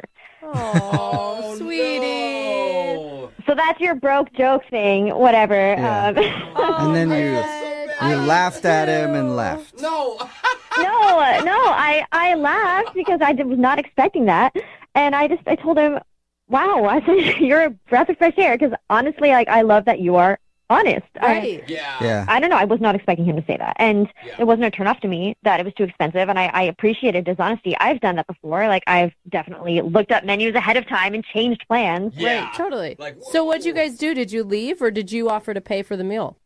So I said, well, let's just get out of here and go somewhere else. And, he was kind of worried and said, are you sure? Is it okay? And I said, yeah, it's totally fine. Let's go. I didn't want it to be weird or uncomfortable. Yeah. So we left and just went down the street and grabbed some gyros and beers at this little hole-in-the-wall place. Dude, perfect. Yeah, it was, it's great. I don't care where we are. I just wanted, meet someone and talk to them, and it was super fun. And the honesty must have made you feel comfortable with him, too. Yeah. Totally. And it was without having this kind of fine dining atmosphere around us, it was better, I think, in a casual setting. So that was great. And so did he drop his nervousness after that when you guys went to the Euro place? Totally. And we talked, nothing felt formal or surfacey or superficial. We talked about a lot more, and I felt like we were really connecting. It was so refreshing. Okay. Oh my gosh. You sound like you were so jaded before this man came along and he renewed your spirit in the hope for love. Yeah. Yes. I always have zero expectations. Which is why you're never nervous because you got nothing to lose. Exactly. That's exactly what I do. And so at the end of the day, I kind of like was joking with him, and I was like, "Do you want to dine and dash here too?" And he thought it was funny. We laughed, and Did you guys actually dine and dash though? no, we didn't. Oh, damn. We just, we ended the date normally. He gave me a hug, and I have not heard from him since, except for a text that night saying thanks for the date. Okay. And did what do you think went wrong? Why do you think he's not wanting to go out again? I don't know. Like I said, just being able to be honest with each other, changing the place, like going to somewhere more casual. Right. I thought that it was kind of fun and chill, and there was no hard feelings, no reason to feel embarrassed or weird. I thought it was really, really actually, like, again, one of the best dates I've had in a long time. I think it's strange that he's not calling you back either. Yes. Because you sound awesome on the date. Totally. Thank you. I thought I was too. You're welcome. All right. Well, we'll try to figure it out. We'll play a song and then come back and call him and get your second date update, okay? Great. Thank you. Yep. Hang on. Moving 92.5. Brooke and Jubal in the mornings. Second date update. Hey, Katie? Yeah? That's got to be frustrating because you said you went out on one of the greatest dates in your whole life, and now the dude's not calling you back. That's I was just thinking about it. It's got to be frustrating because clearly you had a very different experience. If you think about it, I mean, maybe. Yeah, I don't know why. I mean, I don't know either. You sound cool, especially, because you told us how you guys went out to a restaurant that was too expensive for him, and he actually told you that, and you still were like, let's get out of here and go someplace cheaper. That's very understanding. As a dude, I'd be like, oh, that's awesome. She doesn't care if I have money or whatever. I can just be myself. Really good. So I don't know why you're not getting a call back either, but I'm going to call him right now. He didn't have enough money, so maybe he's just saving up money so he can take you on a better date next time, like the Olive Garden. Wow. Maybe take you to the gas station, buy you a Voss water. Maybe he's saving up for a Voss water. That's the fancy one in a glass bottle, Hey, you guys joke, but that's actually really romantic. If that was the case, I absolutely think that you should go to the gas station with him. I would go to a gas station. I just want to see him again. All right. Well, I'm going to call him right now and see if we can figure out why he's not getting back to you, okay? Okay. Okay, here we go.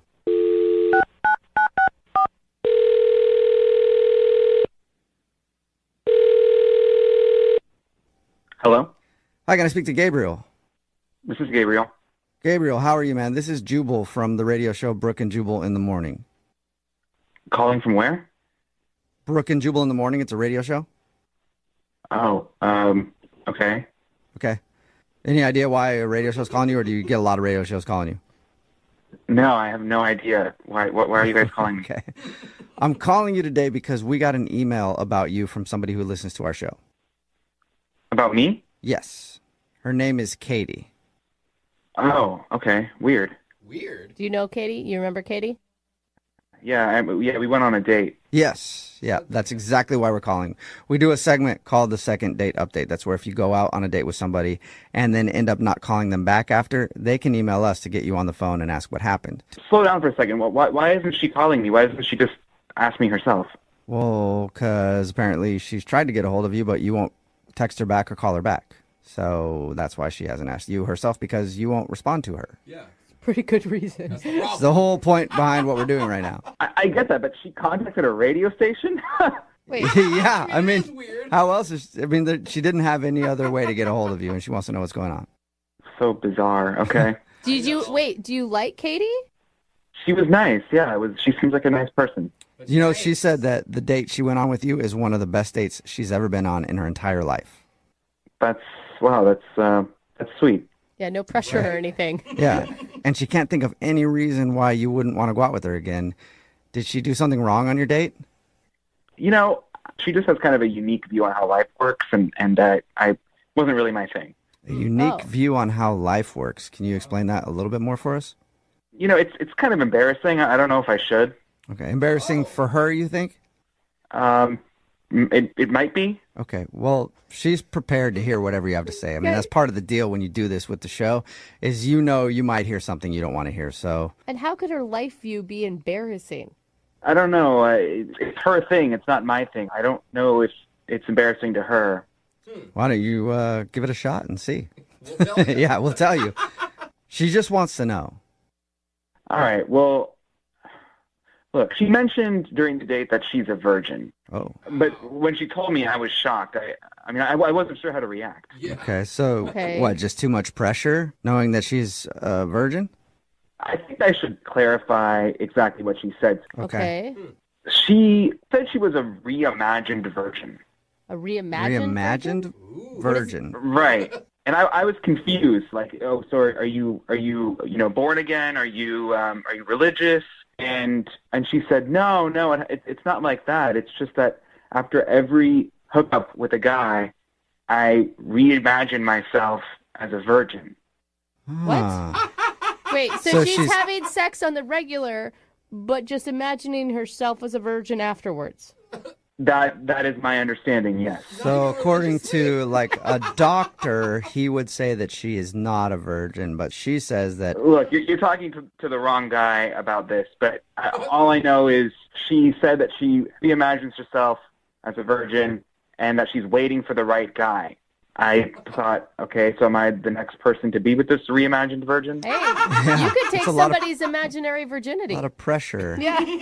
I've never heard of that before. I had never heard of it either. You said you're not the right guy to ask about it, but I do know the woman that we should ask about it, and her name is Katie. Don't you think we should ask her?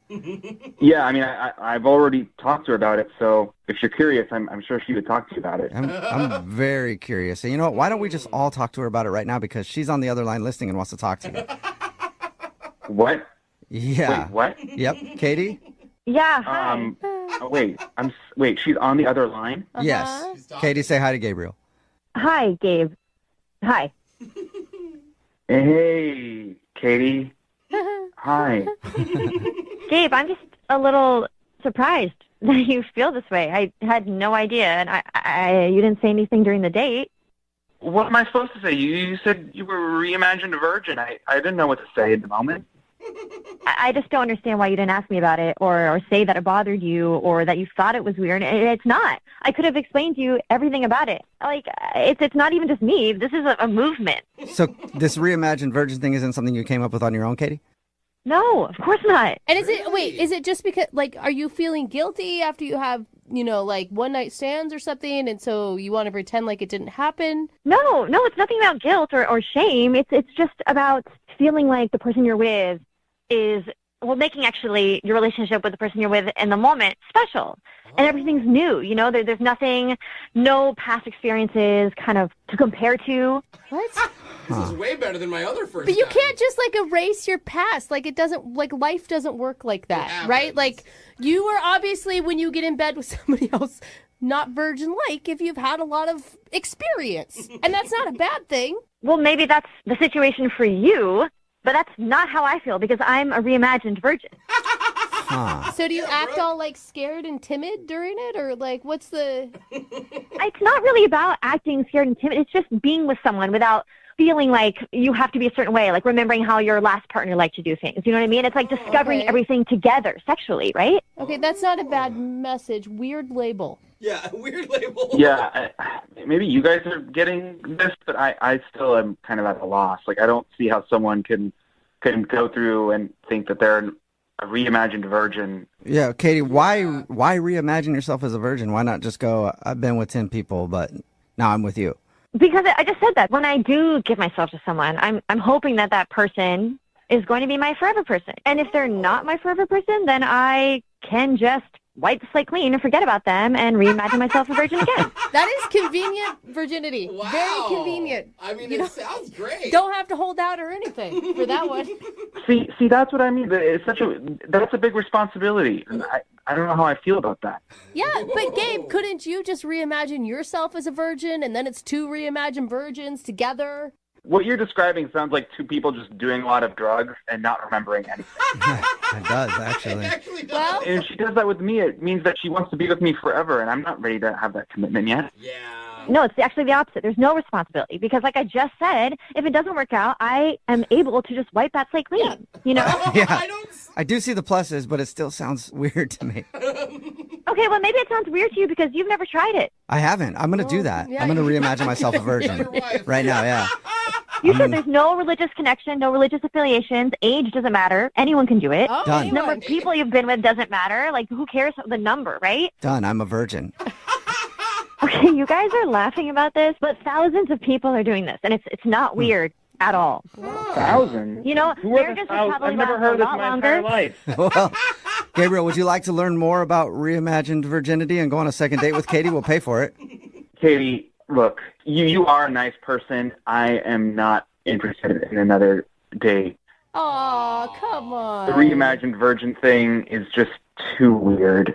See, too weird, or Katie, you could look at it this way. He's respecting your reimagined virginity and doesn't want to take that from you. Okay, I guess. Gabe, thank you for respecting my reimagined virginity. It just sounds. Yeah, You're welcome. It's too bad, Gabriel, because I feel like Katie the Virgin could have taught you a thing or two. Brooke and Jubal in the morning.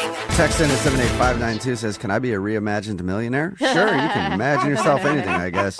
Talking about today's second date update. If you missed it, Katie wasn't getting a call back from this dude named Gabriel. And when we called him, we found out why. She mentioned during her date that she is a reimagined virgin.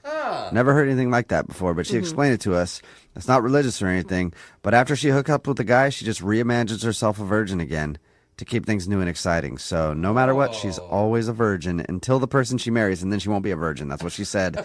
He thought the idea was extremely weird and didn't want the responsibility of taking somebody's reimagined virginity. Too much pressure there. A lot of imaginary responsibility. So no second date for them. Remember, if you want to do a second date update, all you have to do is email, and we will call the person who didn't call you back. Young Jeffrey's Song of the Week is coming up at 8:10.